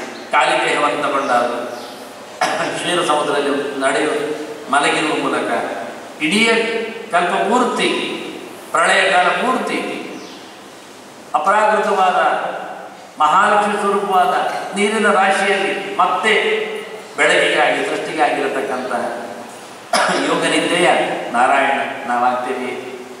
ಬಿಡಿ. ಲಿಂಗ ಪುರಾಣದಲ್ಲಿ ಒಂದು ಮಾತು, ಗಂಗಾ ಸಲಿಲ ಧಾರಣ. ಏನು ಮಾಡೋದು? ಗಂಗೆಯ ನೀರನ್ನು ಹೊತ್ತ ಶಿವ ಅಂತ ಪ್ರಾರ್ಥನೆ ಮಾಡಿದ್ದಾರೆ ಋಷಿಗಳು ದಾರವನದಲ್ಲಿ. ನಿನ್ನ ದಾರವನದ ಬಗ್ಗೆ ಸ್ವಲ್ಪ ಮಾತು ಹೇಳಿದ್ದೆ, ಯೋಗಿಗಳ ಕಥೆ ಹೇಳ್ತಾ ದಾರವನದಲ್ಲಿ ಮತ್ತೆ ಚತುರ್ಮುಖ ಹೇಳಿ ಅವರು ಚಿಂತನೆಗೆ ಕೂತ್ಕೊಳ್ತಾರೆ. ಮಗದೊಮ್ಮೆ ಶಿವನನ್ನು ಕಾಣಬೇಕು. ಮತ್ತೆ ಶಿವ ಹಾಗೆ ಮೈಬಿಟ್ಟವನಾಗಿ ಬರ್ತಾನೆ. ಈಗ ಅವರು ವ್ಯಗ್ರರಾಗುವುದಿಲ್ಲ, ದಮ್ಮೆ ಹಾಕ್ತಾರೆ. ಕಳೆದ ಬಾರಿ ಬಂದಿದ್ದೀಯಾ, ಅರ್ಥ ಆಗಿದೆ, ಮೋಹಕನಾಗಿ ನೀವು ನಿಂತಿದ್ದೀಯಾ ಅಂತೇಳಿ ಕೈ ಮುಗಿದು ಕೇಳಿ ಪ್ರಾರ್ಥನೆ ಮಾಡಿಕೊಂಡವರಿಂದ ಅವನಿಂದ ಅನುಗ್ರಹಕ್ಕೆ ಪಾತ್ರರಾಗ್ತಾರೆ. ಆಗ ಹೇಳ್ತಾರೆ ಗಂಗಾ ಸಲಿಲ ಧಾರಣ ಎಂಬ ತೋರದಲ್ಲಿ ನಮ ಶಿವಾಯ ಅವ್ಯಾಯ ಅಂತ ಪುರುಷಾಯ ಮಹಾತ್ಮನೆ ಅಂತ ಹೇಳ್ತಾರೆ.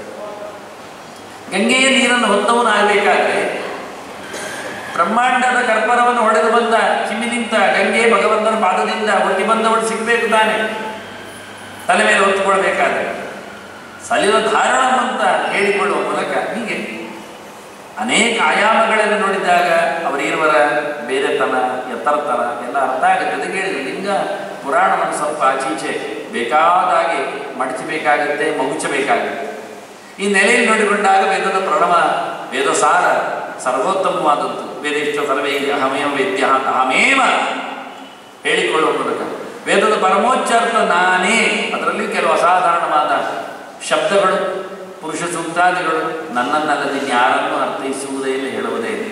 ಮತ್ತು 3 ಅರ್ಥ ಬೇಕಲ್ಲ ನಮಗೆ ಅಂದರೆ ನಾನೇ 3 ಅರ್ಥ ಆಗ್ತೇನೆ ಅದಕ್ಕೆ ಅಂತಾನೆ ದೇವರು. ಆದಿಭೌತಿಕವಾಗಿ, ಆದಿದೈವಿಕವಾಗಿ, ಆಧ್ಯಾತ್ಮಿಕವಾಗಿ.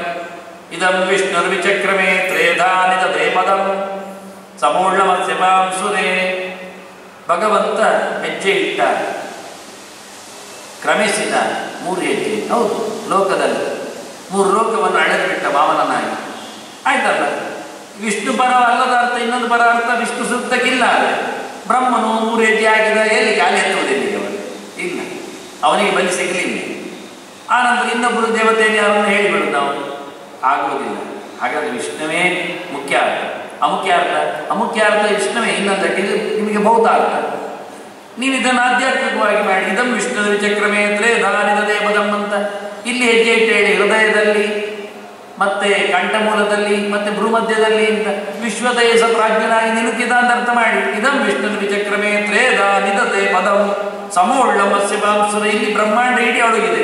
7 ಪರ್ವತಗಳು, 7 ನಾಡಿ, 7 ಸಮುದ್ರಗಳು, ನವಗ್ರಹಗಳು ಎಲ್ಲ ಇಲ್ಲೇ ಇವೆ. ಈ ಅರ್ಥ ಮಾಡಿಕೊಳ್ಳಿ.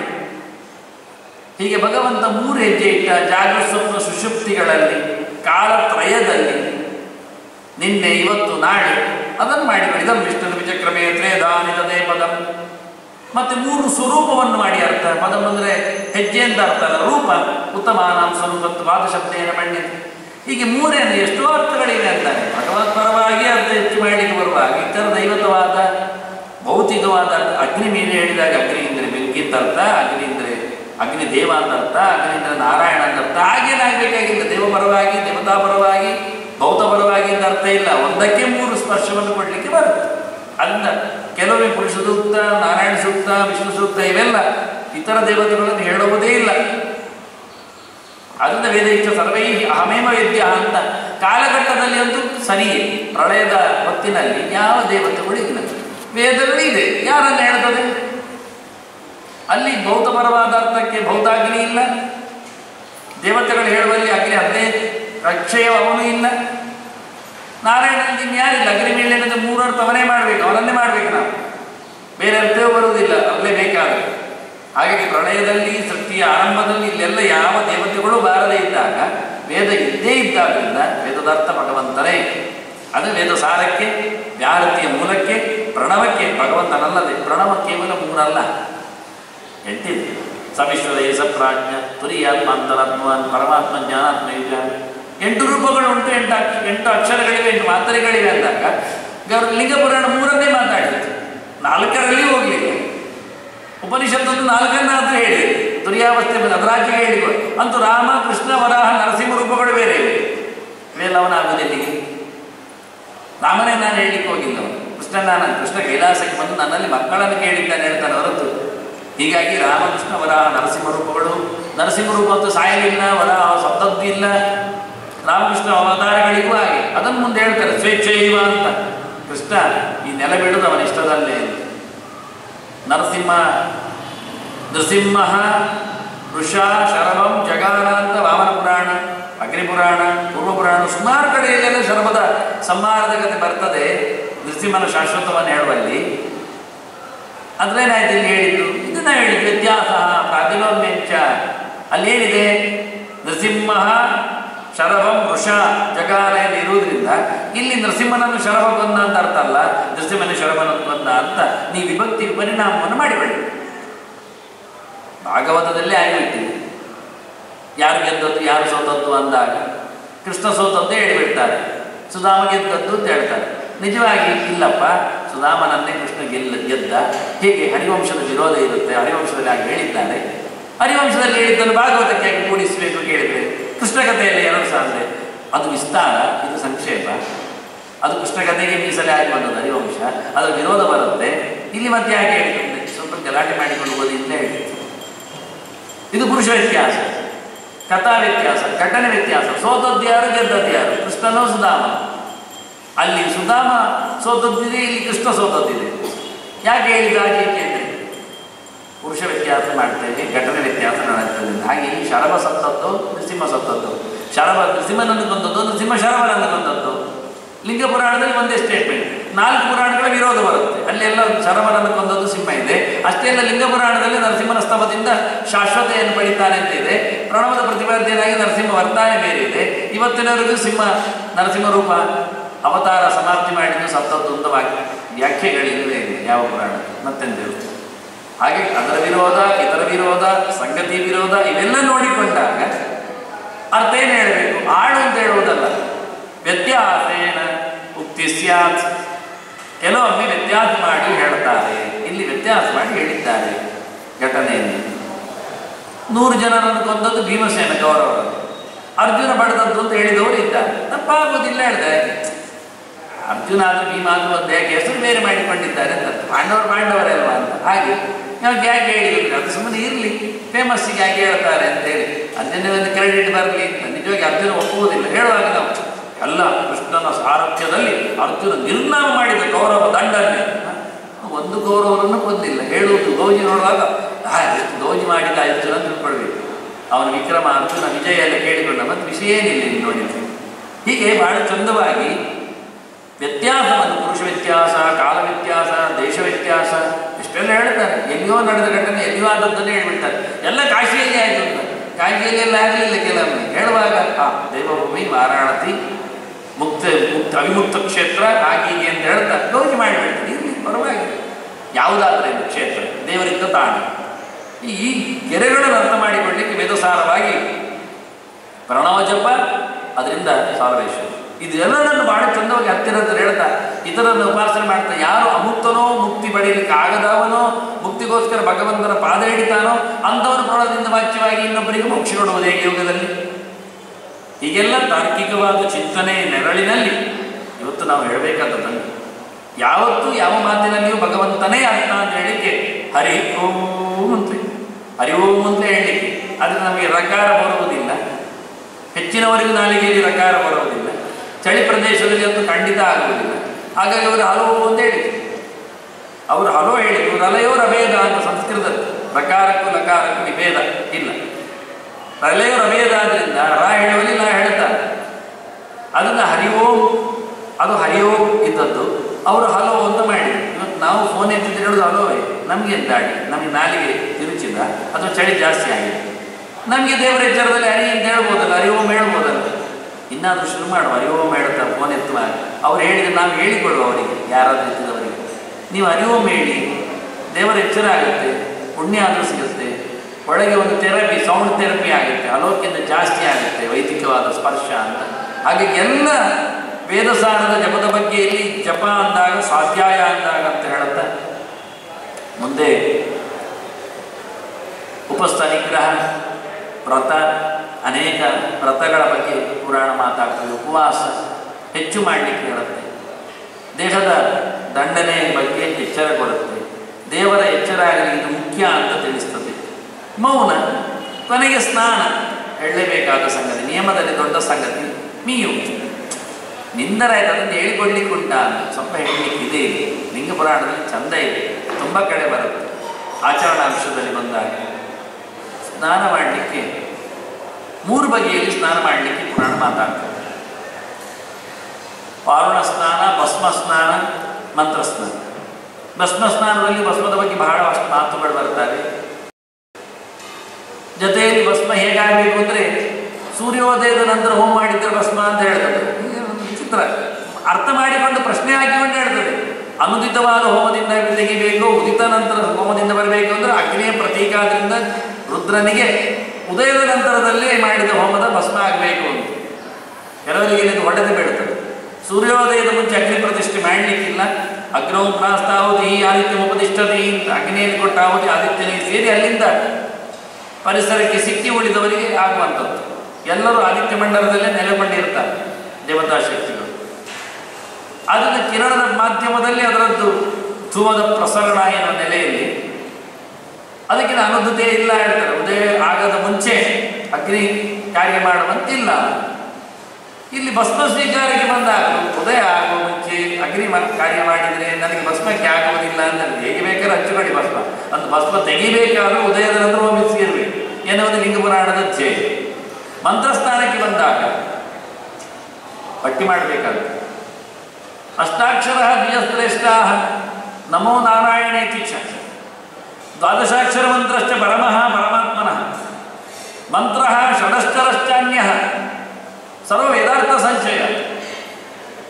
8 ಅಕ್ಷರವನ್ನು ಮಾತಾಡಿಸಿ 12 ಅಕ್ಷರವನ್ನು ಇಟ್ಟುಕೊಳ್ಳಿ, 6 ಅಕ್ಷರವನ್ನು ಸಿಕ್ಕಿಸಿ. ಆಚಾರ 3 ಒಟ್ಟು ಮಾಡಿ ಒಂದು ತುಂಡು ಕೊಟ್ಟರು. ದ್ವಿಷಡಶ್ಚ ಷಡಕ್ಷರೈ ದ್ವಿಷಟ್ 12, ಷಟ್ ದ್ವಿಷಟ್ ಅಷ್ಟ 8, ಷಟ್ 6. ಅವರು ಅನುಪಾತ ಕ್ರಮ ಮಾತಾಡಿದ್ದಾರೆ. ಮೊದಲು 12 ಮತ್ತೆ 8 ಮತ್ತೆ 6. ಇಲ್ಲಿ ಮೊದಲು 8 ಹೇಳಿತು ಸ್ಥಾನಮಾನ ಪ್ರಕಾರ, ಮತ್ತೆ 12 ಹೇಳಿತು, ಮತ್ತೆ 3 ಹೇಳಿತು. ಇದು ಉಗಮ ಪ್ರಕಾರ.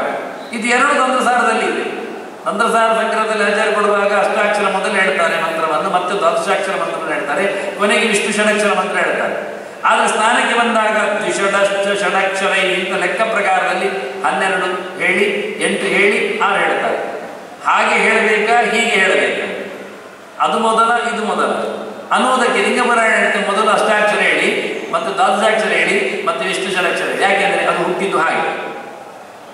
ಅದಕ್ಕೊಂದು ಹುಟ್ಟುವುದು ಅಂದರೆ ಅದು ಬ್ರಹ್ಮಬುದ್ಧ ಅಪೇಕ್ಷೆ. ಬ್ರಹ್ಮದೇವರು ಹಾಗೆ ಹೇಳಿದ್ದಾರೆ. ಮೊದಲು ಹೇಳುವಾಗ ಅಷ್ಟಾಕ್ಷರ ಹೇಳಿದ್ದಾರೆ, ಮತ್ತೆ ಹೇಳುವಾಗ ದ್ವಾದಶಾಕ್ಷರ ಹೇಳಿದ್ದಾರೆ, ಮತ್ತೆ ವಿಷ್ಣು ಷಡಕ್ಷರ ಹೇಳಿದ್ದಾರೆ. ಯಾಕೆ ಹೇಳಿದರೆ ಅದು ಸತ್ಯಲೋಕಕ್ಕೆ ಹೋಗಿ ಹೇಳಿಬೇಕಾಗ್ತದೆ.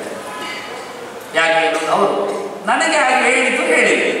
ಅವರು ಉಪಾಸನೆ ಮಾಡಿದ ರೀತಿ ಹಾಗೆ. ಮೊದಲು ಅಷ್ಟಾಕ್ಷರ ಪ್ರಣವ ಬಂತು, ಪ್ರಣವದ 8 ಅಕ್ಷರಗಳ ಕವಲು ಬಂತು, 8 ಅಕ್ಷರ ಆಯಿತು. ಮತ್ತೆ ಪ್ರಣವದ ಹತ್ತಿರದಲ್ಲಿ ವ್ಯಾಹೃತಿಗಳು ಬಂತು, ವ್ಯಾಹೃತಿಗಳು ಮತ್ತೆ ಸೇರಿಕೊಂಡಾಗ 4 ಪದಗಳಾಗಿ ವ್ಯತ್ಯಸ್ತಗೊಂಡಾಗ 4 ಪದದ ದ್ವಾದಶಾಕ್ಷರ ಬಂತು. ಪ್ರಣವ ಸೇರಿ ನಮಃ ಭಗವತೆ ವಾಸುದೇವಾಯ, ಅಲ್ಲಿ 12 ಅಕ್ಷರ ಆಯಿತು. ಅಲ್ಲಿಂದ ಮತ್ತೆ ಮುಂದೆ ಹೋದಾಗ 2 ಪಾದ ಆದಾಗ ದ್ವಿಗುಣ ದ್ವಾದಶಾಕ್ಷರ ಗಾಯತ್ರಿ ಬಂತು, 24 ಅಕ್ಷರ. ಪ್ರಣವದಿಂದಲೇ 8 ಅಕ್ಷರ ಬಂದಾಗ 8 ಅಕ್ಷರಗಳ ಗುಂಪಾಗಿ 1 ಸ್ವರಾಕ್ಷರಗಳ ಗುಂಪಾಯಿತು 16, ಮತ್ತೆ ವರ್ಗೀಯ ವ್ಯಂಜನಗಳು 5 ಗುಂಪಾಯಿತು. ಅದರ ಬಳಿಕ ಎರಲವಗಳಲ್ಲಿ 2 ಗುಂಪಾಯಿತು. ಹೀಗೆ ಒಟ್ಟು 8 ಗುಂಪುಗಳಾಗಿ ಅಷ್ಟಾಕ್ಷರ ಹೊರಬಂದದ್ರಿಂದ 51 ಅಕ್ಷರಗಳು ಮಾತ್ರಿಕೆಗಳು ಹೊರಗೆ ಬಂದವು. ಇವೆಲ್ಲ ಲೆಕ್ಕಗಳು. ನಾವೊಂದೊಮ್ಮೆ ಅಷ್ಟಾಕ್ಷರವನ್ನು ಹೇಳಿಕೊಂಡು ಮಿಂದರ್ರೆ ಅಷ್ಟಾಕ್ಷರ ಮಂತ್ರ ಒಂದಾಯಿತು ಜಪಿಸಿದಾಗೆ, ಅದರೊಟ್ಟಿಗೆ ಪ್ರಣವವನ್ನು ಹೇಳಿಕೊಂಡಾಗ ಆಯಿತು. ಅಡ್ದು ಪ್ರಣವದ ವಿಸ್ತಾರ. ಅದರೊಟ್ಟಿಗೆ ಪ್ರಣವದಿಂದ 8 ಕವಲಲ್ಲಿ ಬಂದ 51 ಅಕ್ಷರಗಳನ್ನು ಮಾತ್ರೆಗಳನ್ನು ಹೇಳಿದಾಗ ಆಯಿತು. 3 ಮಂತ್ರ ಬಂತು. ದ್ವಾದಶಾಕ್ಷರ ಹೇಳಿದರೆ, ವಾಸುದೇವ ಮಂತ್ರವನ್ನು ಹೇಳಿದರೆ, ಅದರೊಟ್ಟಿಗೆ 4 ಪದದ ವ್ಯಾಹರಣಿ ಬಂತು. ಅದರೊಟ್ಟಿಗೆ ಅದು 2 ಪಾದದ ಗಾಯತ್ರಿ ಬಂತು. ಅದೇ 3 ಸಿಕ್ಕಿತು. ಆನಂತರ ವಿಷ್ಣು ಷಡಕ್ಷರ ಮಂತ್ರ ಹೇಳಿದರೆ, ವಿಷ್ಣು ಜೊತೆಯಲ್ಲಿ ಮಂತ್ರ ಕಾಣ್ತದ್ದು. ವಿಷ್ಣು ಅಂದರೆ ಏನು? ಪುರುಷ ಅಂತ ಅರ್ಥ. ವಿಶಿಷ್ಟವಾದವನು. ಈ ಅಂದರೆ ಯಾವುದರಿಂದ ಅಂದರೆ ಷಡ್ಗುಣಗಳಿಂದ ಅಂತ. ಪುರುಷ ಅಂದ್ರೆ ಏನು? ಪೂರವಾದ. ಷ ಅಂದರೆ ಷಡ್ಗುಣವುಳ್ಳವನು ಅಂತ ಅರ್ಥ. ಪುರುಷ ಅಂದ್ರು ವಿಷ್ಣು ಅಂದ್ರು ಒಂದೇ. ಸಹಸ್ರ ಶೀರ್ಷ ಪುರುಷ ಸಹಸ್ರಾಕ್ಷ ಸಹಸ್ರಪಾತ್ ಸಭೂಮಿಂ ವಿಶ್ವತೋ ವೃತ್ವಾತ್ಯಧಿಷ್ಠಾಂಗುಲಂ. ಅವನು ಮೀರಿ ನಿಂತ ವಿಶ್ವದ ವ್ಯಾಪ್ತ ಅಂತ ಅರ್ಥ. ವಿಷ್ಣು ಅಂದರೆ ವ್ಯಾಪಿಸಿದ ಅಂತ ಅರ್ಥ.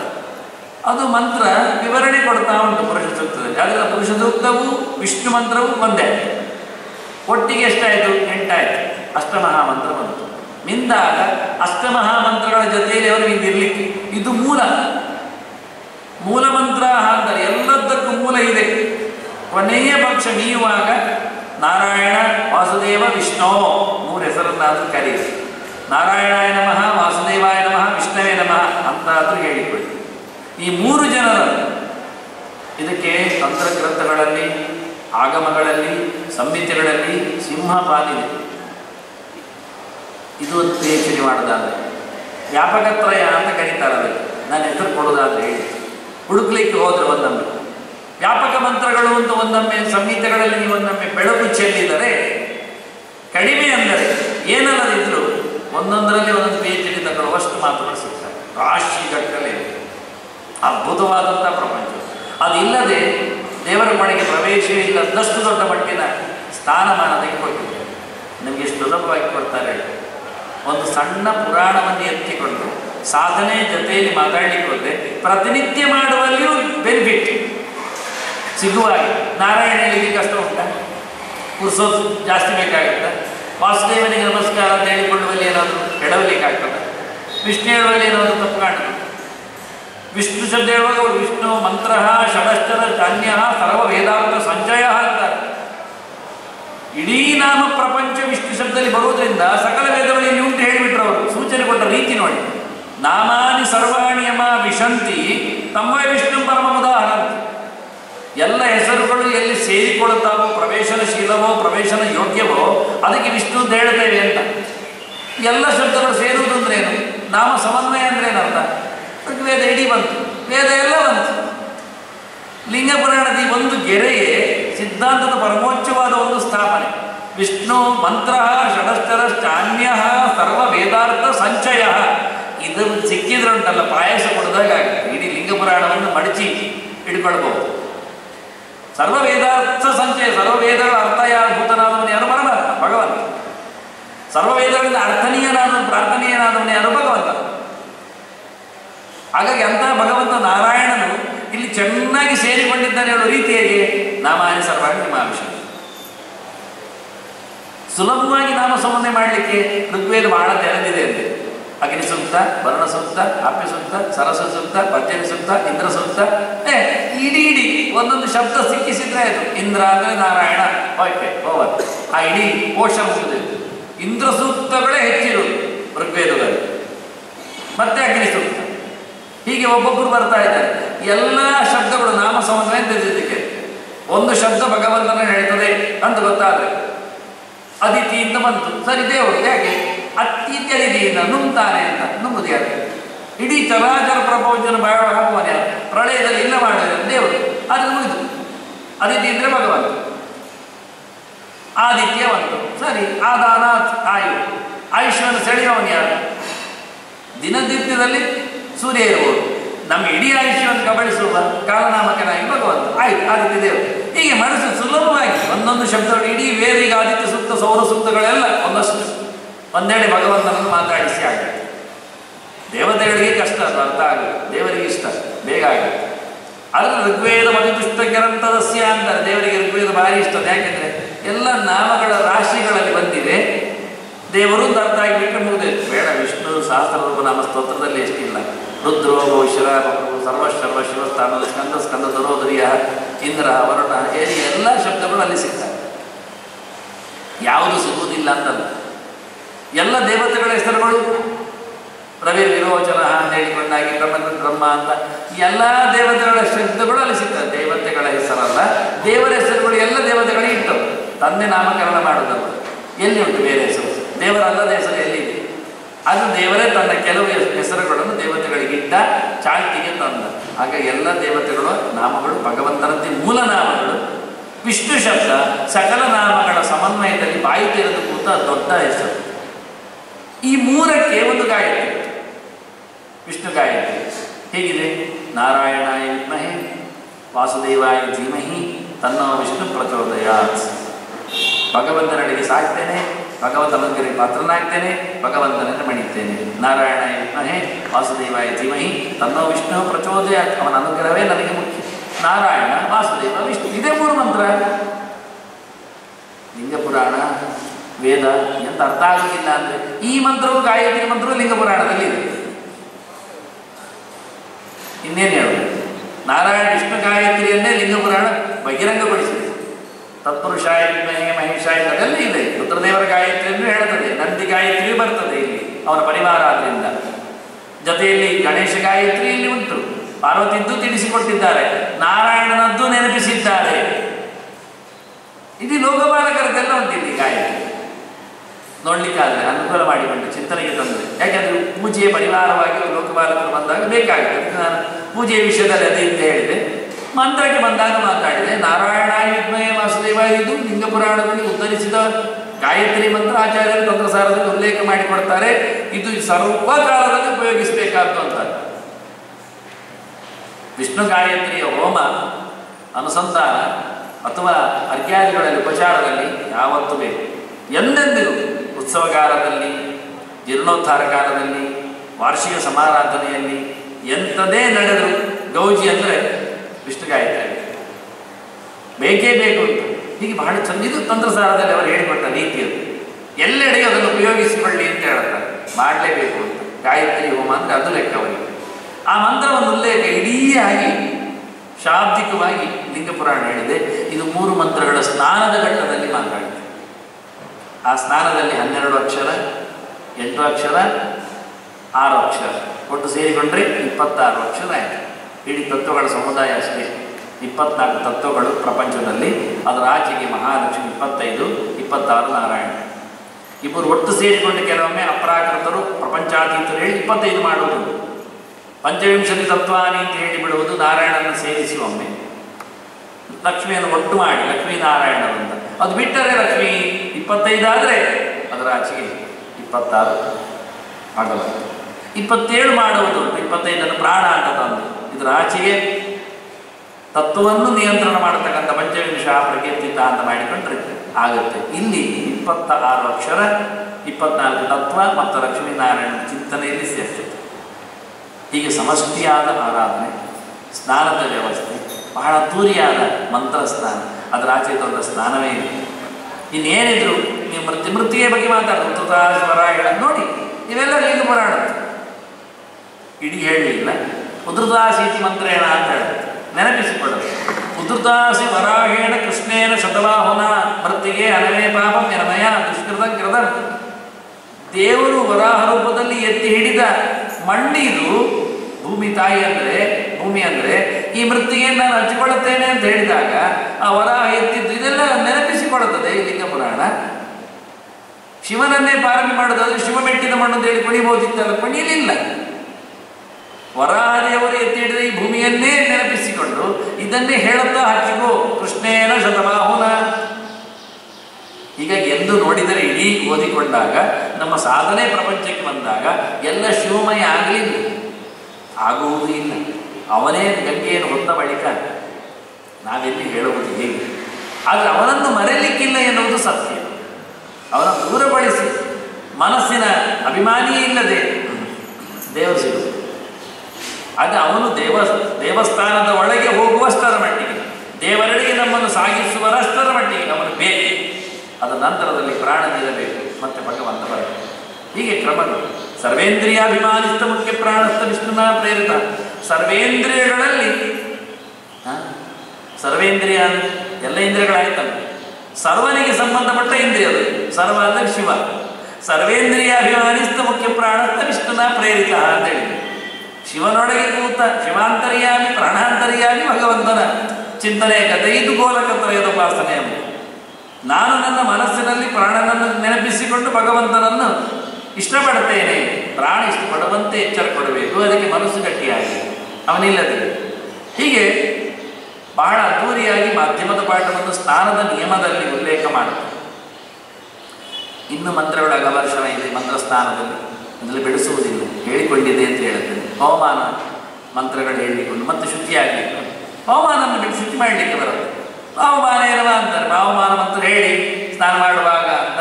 ತರಸ್ಸ ಮಂದಿ ಇತ್ಯಾದಿ ಅದು ಶಬ್ದ ಉಲ್ಲೇಖ. ತರಸ್ಸ ಮಂದಿ ಧಾವಲಿ ಧಾರಾಸುರಸ್ಯಾಂದಾಸ ಇವೆಲ್ಲ ಯಾವುದೆಲ್ಲ ಬಹಳಷ್ಟು ಪಾಪ್ಯುಲರ್ ಆಗಿವೆ, ಪ್ರಸಿದ್ಧಿ ಪಡೆದಿವೆ ಎಲ್ಲ ಮಂತ್ರಗಳನ್ನು ಉಲ್ಲೇಖ ಮಾಡ್ತಾರೆ. ತ್ವರಿತ ರುದ್ರೇಣ ಅಂತಾರೆ. ಮತ್ತೆ ತ್ವರಿತ ರುದ್ರದ ರೆಫರೆನ್ಸ್ ಸಿಗುವುದು ಇಲ್ಲಿ ಸ್ನಾನದ ಘಟ್ಟದಲ್ಲಿ. ತ್ವರಿತ ರುದ್ರ ಮಂತ್ರದಲ್ಲಿ ಯಾವ ರಾಜನ ಮಂತ್ರಗಳೆಲ್ಲ ಅದರಿಂದ ಉಪಾಸನೆ ಮಾಡಲಿಕ್ಕೆ ಒಂದು ಸ್ನಾನಕ್ಕೆ ಬರಲಿಕ್ಕೆ ಉಂಟು. ರುದ್ರನನ್ನು ಮರೆತಿಲ್ಲ ಸ್ನಾನ ಮಾಡುವಾಗ. ಯಾಕೆ ಇದೊಂದು ಲಿಂಗದಾಗಿ ಕಾಣೋದಿಲ್ಲ, ದೊಡ್ಡದು ಬಾಣಿಪೀಠ ಪೀಠಿಕೆ ಪಿಂಡಿಕೆಯಲ್ಲಿದ್ದಾಗ ಊರ್ಧ್ವಲಿಂಗ ಅಂತ ಹೇಳ್ತೇನೆ. ಯಾವತ್ತು ರುದ್ರನ ಲಿಂಗವಾಗಿ ಲಿಂಗ ಸ್ನಾನಕ್ಕೋಸ್ಕರ ಬಹಳ ಚಿತ್ತವಾಗಿ ರುದ್ರ ಚಿಂತನೆ, ರುದ್ರಾಧ್ಯಾಯ, ಇತರ ಮಂತ್ರಗಳು, ಪ್ರಾಣಚಿಂತನೆ, ಪವಮಾನ ಮಂಡಲ, ಅದರೊಟ್ಟಿಗೆ ಭಗವಂತನ ಎಚ್ಚರಕ್ಕಾಗಿ ಗಾಯತ್ರಿ ಇವೆಲ್ಲ ಹೇಳುತ್ತಾ ಸ್ನಾನವನ್ನು ನಡೆಸಲಿಕ್ಕೆ ನಿಯಮ. ನಿಯಮಗಳ ಜೊತೆಯಲ್ಲಿ ಆಸನ ಕೂತ್ಕೊಳ್ಬೇಕು ಹೇಗೆ ಅಂತ ಇಲ್ಲಿನ ಪ್ರಕ್ರಿಯೆ ಬಹಳಷ್ಟು ದೊಡ್ಡ ಮಟ್ಟಿನಲ್ಲಿ ನಮ್ಮನ್ನು ಹೇಳ್ಕೊಂಡು ಹೋಗುವುದಿಲ್ಲ. ಆಸನ ಸ್ವಸ್ತಿಕಂ ಬದ್ಧುವ ಪದ್ಮ ಅರ್ಧ ಆಸನತ್ವ ಮುಗಿದೋಯ್ತು. ಹೇಗೆ ಕೂತ್ಕೊಳ್ಬೇಕು ಹೇಳಿದರೆ 2 ಕಾಲು ಮಡಿಸಿ ಕೂತ್ಕೊಳ್ಳಿ ಹೇಳಿ. ಸ್ವಸ್ತಿಕಾಸನ ಅಂದರೆ ಆಯಿತು. 2 ಕಾಲನ್ನು ಕಾಲು ಗಂಟಿನ ನಂತರದಲ್ಲಿ ಪಾದದ ವಿನ್ಯಾಸದಲ್ಲಿ ಕೆಳಗೆ ಮಡಿಸಿಕೊಳ್ಳುವುದು. ಬೆನ್ನು ನೇರವಾಗಿರ್ತದೆ, 2 ಕಾಲು ಮಡಿಸಿರ್ತದೆ, ನೆಲದಲ್ಲಿ ನಾವು ಕೂತಿರ್ತೇವೆ. ಇದು ಉಪಾಸನೆ ಕ್ರಮ, ಯೋಗ ಅಂದರೆ ಇದು ಸ್ವಸ್ತಿಕಾಸನ. ಆಸನಂ ಸ್ವಸ್ತಿಗಂ ಬದ್ಧ್ವ ಅಥವಾ ಪದ್ಮ 2 ಮೇಲಕ್ಕೆ ಹಾಕಿಕೊಳ್ಳಿ ಆಯಿತು. ಅರ್ಧಾಸನಂತುವ ಅಥವಾ ಒಂದು ಮೇಲೆ ಒಂದು ಕೆಳಗೆ ಹಾಕಿ ಮುಗಿದೋಯ್ತು. ಇಡೀ ಪಟ್ಟಾಂಗ ಆಯ್ತು ಅವ್ರದ್ದು ಆಸನದ ಬಗ್ಗೆ. ಹೇಗೆ ಕೂತ್ಕೊಳ್ಬೇಕು ಅಂದರೆ 2 ಕೆಳಗೆ, 2 ಮೇಲೆ, ಒಂದು ಮೇಲೆ ಕೆಳಗೆ. ಅದು ಯಾವುದಾದ್ರು ಅದನ್ನು ವೀರಾಸನ ಅಂತ ಹೇಳ್ತಾರೆ. ಇವರು ಹೆಸರು ಕೊಟ್ಟಿಲ್ಲ. ಪದ್ಮಂ ಅರ್ಧಾಸನಂತುವ, ಅದಕ್ಕೆ ಅರ್ಧಾಸನ ಹೆಸರು ಕೊಟ್ಟು. ಅರ್ಧ ಮೇಲೆ ಉಂಟು ಪದ್ಮ, ಅರ್ಧ ಸ್ವಸ್ತಿಕ ಉಂಟು. ನೋಡಿ ಹೆಸರು ಹೊಸತ್ತು ಕೊಟ್ಟದಿಲ್ಲ. ಅದು ಅರ್ಧ ಪದ್ಮಾಸನವಾಗುವುದು, ಅರ್ಧ ಸ್ವಸ್ತಿಕಾಸನವಾಗುವುದು. 2 ಅರ್ಧ ಅರ್ಧವಿದೆ ನೋಡಿ. ನೋಡಿ ಅರ್ಧಾಸನ ಅಂತ ಹೆಸರು ಕೊಡುವ ಮೂಲಕ ಬಹಳ ಚಂದವಾಗಿ ಆಸನಕ್ಕೆ ಬಂದು ಸುತ್ತು ಬಂದಿದೆ ಇದು. ಹೀಗೆ ಸ್ವಸ್ತಿಕಾಸನದಲ್ಲಿ ಕೂತ್ಕೊಳ್ಳಿ. ಬೆನ್ನೂರಿ ನೇರ ಇರುತ್ತೆ, ಚೆನ್ನಾಗಿ ಆಗುತ್ತೆ. ಅದನ್ನು ಎಲ್ಲ ಯಜ್ಞಗಳು, ಊಟ ಇರಲಿ ಅಥವಾ ಜಪ ಇರಲಿ, ಅನುಷ್ಠಾನಗಳಿರಲಿ, ಎಲ್ಲಕ್ಕೊಂದು ಸಮತಟ್ಟಾದ ಕ್ರಮ ಆಸನ, ಸ್ವಸ್ತಿಕ ಆಸನ. ಮತ್ತೆಲ್ಲ ಯೋಗ ಸೂತ್ರಗಳು ಬೇಕಾದಷ್ಟು, ಇನ್ನು ಎಷ್ಟೋ ಮಾತುಗಳಲ್ಲಿ ಯೋಗ ಸೂತ್ರಗಳಲ್ಲಿ ಸೇರಿದ್ರು. ಆಸೀನ ಸಂಭವಾತಿ ಅನ್ನುವಂತೆ ಇದೆ. ಅದು ಸರಿಯೇ. ಕೂತಾಗ ಹೇಗೆ ನಿನಗೆ ಗಣ್ಯಂತ ಆಗ್ತದೆ, ಇಲ್ಲ ಅಂದರೆ ಕಾಲು ಒತ್ತುತ್ತಾ ಕೂತ್ಕೊಳ್ಳು. ಸ್ವಸ್ತಿಕಾಸನ ಹೇಳಿದ್ದಾರೆ ಅವರು, ಹೇಳಿ ಅದನ್ನು ಒತ್ತುತ್ತಾ ಇದೆ. ಎರಡೂ ಕೈಯಲ್ಲಿ ಕಾಲನ್ನೇ ಒತ್ತುಕೊಳ್ಳುವುದಾದರೆ ಜಪ ಮಾಡಬೇಕು ಕಾರಣವಾಗಿ. ಹಾಗಾಗಿ ಆಗುವುದೇ ಇಲ್ಲ ಅಂದರೆ, ನೋವು ಬರ್ತದೆ ಅಂತಾದರೆ ಅವ್ರು ಹೇಳಿದಾಗಿರ್ಬೇಕು. ಅವ್ರು ಹೇಳ್ತಾರೆ ಕೂತ್ಕೊಳ್ಳೋ ದೊಡ್ಡ ಸಂಗತಿಯಲ್ಲ ಅಂದರು. ಶೌಚಾಸನ ಇತ್ತು ಅಂಗ ಮಾತ್ರ ಮತ್ತಾಚಾರ ಅಂತ ಭಾರಿ ಜೋರಾಗಿ ಹೇಳಿ. ನೀನು ಕೂತ್ಕೊಳ್ಳುವುದನ್ನು ಲೆಕ್ಕಕ್ಕೆ ತರಬೇಡ, ಅದು ಹೊರಗೆ, ಅದಕ್ಕೆ ಮಾರ್ಕಿಲ್ಲ. ಹೇಗೆ ಬೇಕಾದ್ರೆ ಕೂತು ನೀನು ಎಂಥ ಜಪ ಮಾಡ್ತಿ, ಹೇಗೆ ಮಾಡ್ತಿ ಅನ್ನೋದು ನಮಗೆ ಮುಖ್ಯ ಅಷ್ಟೇ ಹೊರತು, ಇವಾಗ ಕೂತ್ಕೊಳ್ಳುವುದರಲ್ಲೇ 3/4 ಗಂಟೆ ಮಾಡಿಕೊಂಡ್ರೆ ಜಪ 10 ನಿಮಿಷ ಮುಗಿಯುವುದು, ಅದೆಂಥ ಕಾರಣಕ್ಕೆ ಕೇಳ್ತಾರೆ, ಅದು ಬೇಡ. ನಮಗಿದು ಹೊರಗಿದೆ. ಜಪದ ಆಚೆಗೆ ಕೂತಿಗೆ ನೀನು ಕೂತ್ಕೊಳ್ಳುವ ಕ್ರಮ, ನೀನು ಹೇಗೆ ಬೇಕಾದರೂ ಕೂತ್ಕೊ, ಅದು ಲೆಕ್ಕ ನಾನು ಮಾಡೋದಿಲ್ಲ. ನನ್ನನ್ನು ಎಷ್ಟು ಕರೀತಿ ಅನ್ನೋದರಲ್ಲಿ ಇರುತ್ತೆ. ಹಾಗೆ ಇಲ್ಲಿ ಆಸನವನ್ನು ಸುಲಭವಾಗಿ ಹೇಳಿಬಿಟ್ಟು, ಆಸನ ಆದ ನಂತರ ಪ್ರಾಣಾಯಾಮ. ಪ್ರಾಣ ಸ್ವದೇಹಜೋ ವಾಯು ಯಮಸ್ತಸ್ಯ ನಿರೋಧನ. ಪ್ರಾಣಾಯಾಮ ಅಂತ ತಕ್ಷಣ ಪ್ರಾಣ ಅಂದರೆ ಗಾಳಿ, ಅದನ್ನು ಹಿಡಿಯುವುದು ಅಂತ ಹೇಳಿ ಒಂದು ಬೆಲೂನ್ ತಂದು ಹಾಕುವುದಲ್ಲ ಮನೆಗೆ. ನಿನ್ನ ಒಳಗಿರತಕ್ಕ ಗಾಳಿಯನ್ನು ಅದುಕುವುದು ಅಂತ ಹೇಳಿದರು. ಈ ಕ್ಲಿಯರ್ ಪಿಕ್ಚರ್. ಪ್ರಾಣ ಸ್ವದೇಹಜ ವಾಯು, ನಿನ್ನೊಳಗಿನ ಗಾಳಿಯ ನಿಯಂತ್ರಣ ನಿನ್ನ ಕೈಗೆ ಬರುವುದು. ತ್ರಿಧಾ ದ್ವಿಜೈಹಿ ಯಮಃ ಪ್ರೋಕ್ತಃ ಮಂದಃ ಮಧ್ಯೋತ್ತಮಸ್ತತ. 3 ಪ್ರಕಾರ ಹೇಳುತ್ತಾರೆ ಇದನ್ನು ಬಂಧನ ಮಾಡುವ ರೀತಿ ಹೇಗೆ ಅಂತ. ಒಂದು ಮಂದ, ಒಂದು ಮಧ್ಯ, ಒಂದು ಉತ್ತಮ ಅಂತ 3 ರೀತಿಯಲ್ಲಿ ಕರೀತಾರೆ. ಮಂದ ಅಂದರೆ 12 ಮಾತ್ರೆಯ ಕಾಲ, ಮಧ್ಯಮ ಅಂದರೆ 24 ಮಾತ್ರೆಯ ಕಾಲ. ಮಾತ್ರೆ ಅಂದರೆ ಇವತ್ತಿನ ಪಿಲ್ಸ್ ಎಲ್ಲ ಅಲ್ಲ, ತಿನ್ನುವಂಥದ್ದಲ್ಲ, ಹೇಳುತ್ತೇನೆ ತಡಿ. ಮತ್ತು 36 ಮಾತ್ರೆಯ ಕಾಲ ಉತ್ತಮ ಅಂತ ಅರ್ಥ. ಮಾತ್ರಾಕಾಲ ಅಂದರೆ ಅಕ್ಷರಗಳನ್ನು ಹೇಳುವ ಸಮಯ. ಈಗ ನಾನು ಅವನು ಅಂತ ಹೇಳಿದರೆ, ಅವನು ಅಂತ ಹೇಳಿದರೆ ಇದು 3 ಮಾತ್ರೆಯಲ್ಲಿ ಹೇಳಿದ್ದು ಅಂತ ಅರ್ಥ. 3 ಲೆಟರ್ಸ್. ಅದರಲ್ಲಿ ಒಂದೊಮ್ಮೆ ನಾನು ಒತ್ತಕ್ಷರ ಪ್ರಯೋಗ ಮಾಡಿದರೆ ಅಥವಾ ದೀರ್ಘಾಕ್ಷರದಲ್ಲಿ ಇಟ್ಟುಕೊಂಡ್ರೆ ಅದನ್ನು ನಾವು ಹೆಚ್ಚು ಮಾತ್ರ ಕಾಲದಲ್ಲಿ ಹೇಳಿದ್ದು ಅಂತ ಹೇಳಿಕೊಳ್ಬೇಕು. ಅಂದರೆ ಬಹಳ ಚಂದವಾಗಿ ಸೆಕೆಂಡನ್ನು ಫ್ರ್ಯಾಕ್ಷನ್ ಮಾಡಿಕೊಂಡು ನೋಡಿದರೆ ಈ ಹೇಳುವಾಗ ಲೆಕ್ಕಾಚಾರ ಮಾಡಲಿಕ್ಕೆ ಬರುತ್ತೆ, ಇಷ್ಟೇ ಅಂತೇಳಿ. ನಾನು ಅವನು ಹೇಳುವ ಬದಲು ಆತ ಅಂತ ಹೇಳಿದರೆ ಅಲ್ಲಿ 3 ಮಾತ್ರ ಆಯ್ತು. ಯಾಕೆ ಆ ಎನ್ನುವುದು ದೀರ್ಘಕಾಲದಲ್ಲಿ ಹೇಳಿದ್ದೇನೆ. ಆ ಹೇಳಿದಷ್ಟು ಹ್ರಸ್ವಕಾಲದ ಗತಿ ಅಲ್ಲಿಂದ ಅದು ಮತ್ತೆ 3 ಮಾತ್ರ ಕಾಲದ್ದೇ ಆಗ್ತದೆ. ನಾನು ಆತ ಹೇಳುವುದನ್ನು ಆತನು ಹೇಳಿದರೆ ಅದು 4ಕ್ಕೆ ಹೋಗುತ್ತೆ. ಆತನು. ಹೀಗೆ ಅಕ್ಷರಗಳ ಲೆಕ್ಕಾಚಾರದಲ್ಲಿ 12 ಅಕ್ಷರಗಳು ಬರುವಷ್ಟು ಸಮಯ ರೇಚಕ, ಬಲಮೂಗಿನಲ್ಲಿ ಒಳಗಿದ್ದ ಗಾಳಿಯನ್ನು ಹೊರಗೆ ಬಿಡುವುದು. 24 ಅಕ್ಷರಗಳು ಹೇಳುವಷ್ಟು ಸಮಯ ಪೂರಕ, ಎಡಮೂಗಿನಲ್ಲಿ ಗಾಳಿಯನ್ನು ಎಳ್ಕೊಳ್ಳುವುದು. ಅದಕ್ಕೆ ಹೆಬ್ಬೆರಳು ಮುಖ್ಯ, ಮತ್ತೆ ಮಧ್ಯಬೆರಳು ಮುಖ್ಯ, ಹೊರಗೆ ಹಾಕುವಾಗ. ಇದೆಲ್ಲ ಪ್ರಾಣಾಯಾಮದ ವಿಶೇಷ ವಿಷಯಗಳನ್ನೆಲ್ಲ ಸಂಧ್ಯಾ ಸಮಿತಿಯಲ್ಲಿ ಕೊಟ್ಟಿದ್ದೇನೆ. ಮೂಗಿದ್ದೇವರೆಲ್ಲ ಮಾಡಲೇಬೇಕಾ, ಅದಕ್ಕೆ ಜಾತಿ ಮತ ಅಂತ ಎಲ್ಲ ಲೆಕ್ಕಾಚಾರ ಇಲ್ಲ. ನಮ್ಮ ದೇಹದ ಗಾಳಿಯನ್ನು ಶುದ್ಧಗೊಳಿಸುವುದು, ಗಟ್ಟಿಗೊಳಿಸುವುದು, ಆರೋಗ್ಯವಂತನನ್ನಾಗಿ ನನ್ನನ್ನು ಮಾಡಿಕೊಳ್ಳುವುದು ಅವರವರಿಗೆ ಬಿಟ್ಟದ್ದು ಹೊರತು ಇನ್ನೊಬ್ಬರು ಮೂಗಿಡಿದು ಇನ್ನೊಬ್ಬರು ಮಾಡುವಂಥದ್ದು ಅದು ಸರ್ವಸಾಮಾನ್ಯ ಮನುಷ್ಯನಿಗೆ ಹೇಳಿತ್ತು.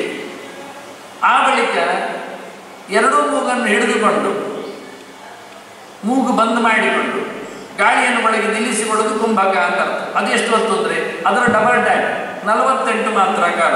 12, 24, 48. ರೇಚಕ ಸುಲಭ ಆಗುತ್ತೆ 12 ಮಾತ್ರ ಕಾಲ. ಪೂರಕ ಅಂತ ಒಳಗೆ ತುಂಬಿಸಿಕೊಳ್ಳೋದು ಒಂದೇ ಮೂಗಿನಲ್ಲಿ ತುಂಬಿಸಿಕೊಳ್ಳೋ, ಎಡಮೂಗಿನಲ್ಲಿ ತುಂಬಿಸಿಕೊಳ್ಳುವುದು, ಅದರ ಡಬಲ್ ಟೈಮಲ್ಲಿ 24 ಮಾತ್ರ ಕಾಲ ಸ್ವಲ್ಪ ಕಷ್ಟದ್ದಾಗುತ್ತೆ. ಕುಂಭಕ 48 ಮಾತ್ರ ಕಾಲ ಆಗುತ್ತೆ ಅನಾಯಾಸವಾಗಿ. ಪೂರಕದಲ್ಲೇ ಹೆಚ್ಚು ತೊಂದರೆ ಅಭ್ಯಾಸ ಮಾಡಿ.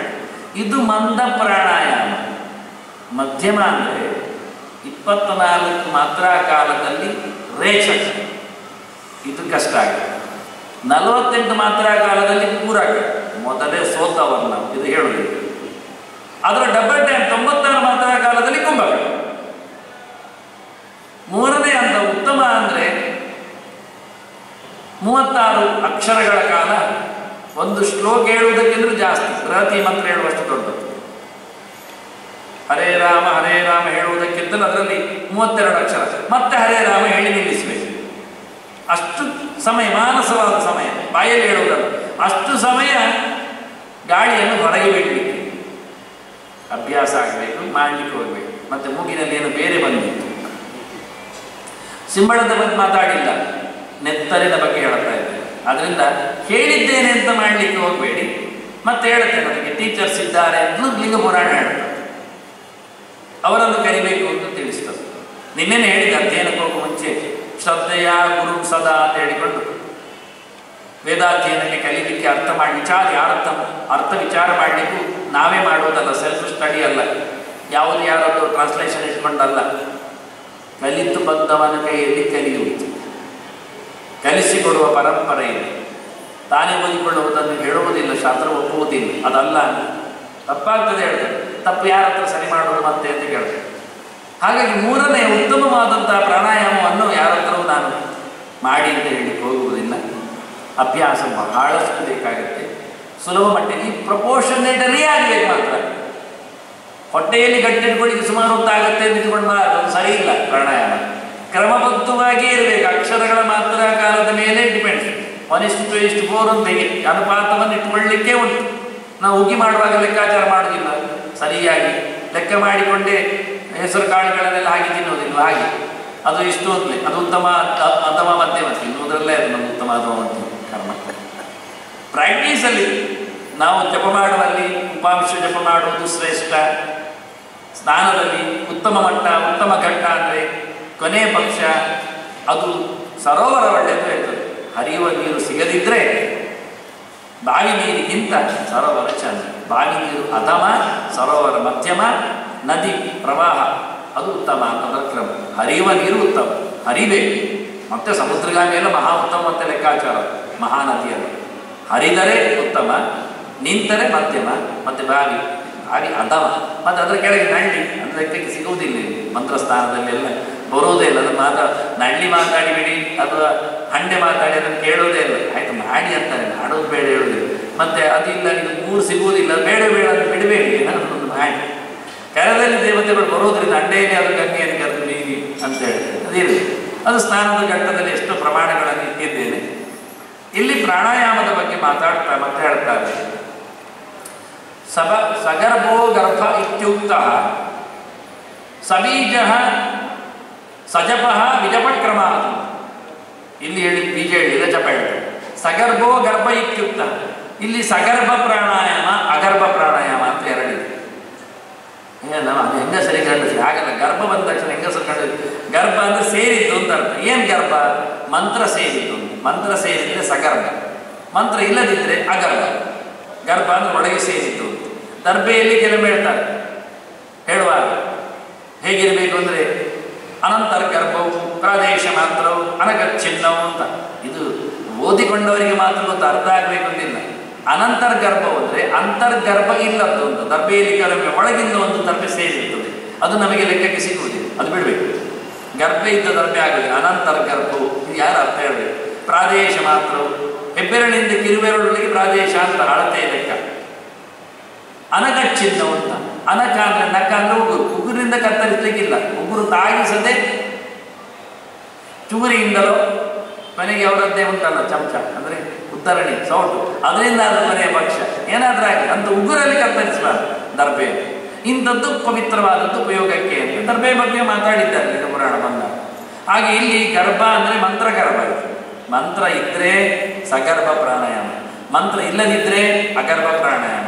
ಆದರೆ ಈ ಮಂತ್ರ ಇದ್ದ ಪ್ರಾಣಾಯಾಮವನ್ನು ಇನ್ನೊಂದು ರೀತಿಯಿಂದ ಕರಿಬಹುದು, ಸಜಪ ಪ್ರಾಣಾಯಾಮ, ವಿಜಪ ಪ್ರಾಣಾಯಾಮ ಅಂತ. ಕೇವಲ ಗಾಳಿ ಒಳಗೆ ಹೊರಗೆ ಹೋಗ್ತಾ ಉಂಟು, ಮತ್ತೆ ಇಲ್ಲಿ ಕೂತಿದೆ ಎನ್ನುವುದೊಂದು ಬಗೆ.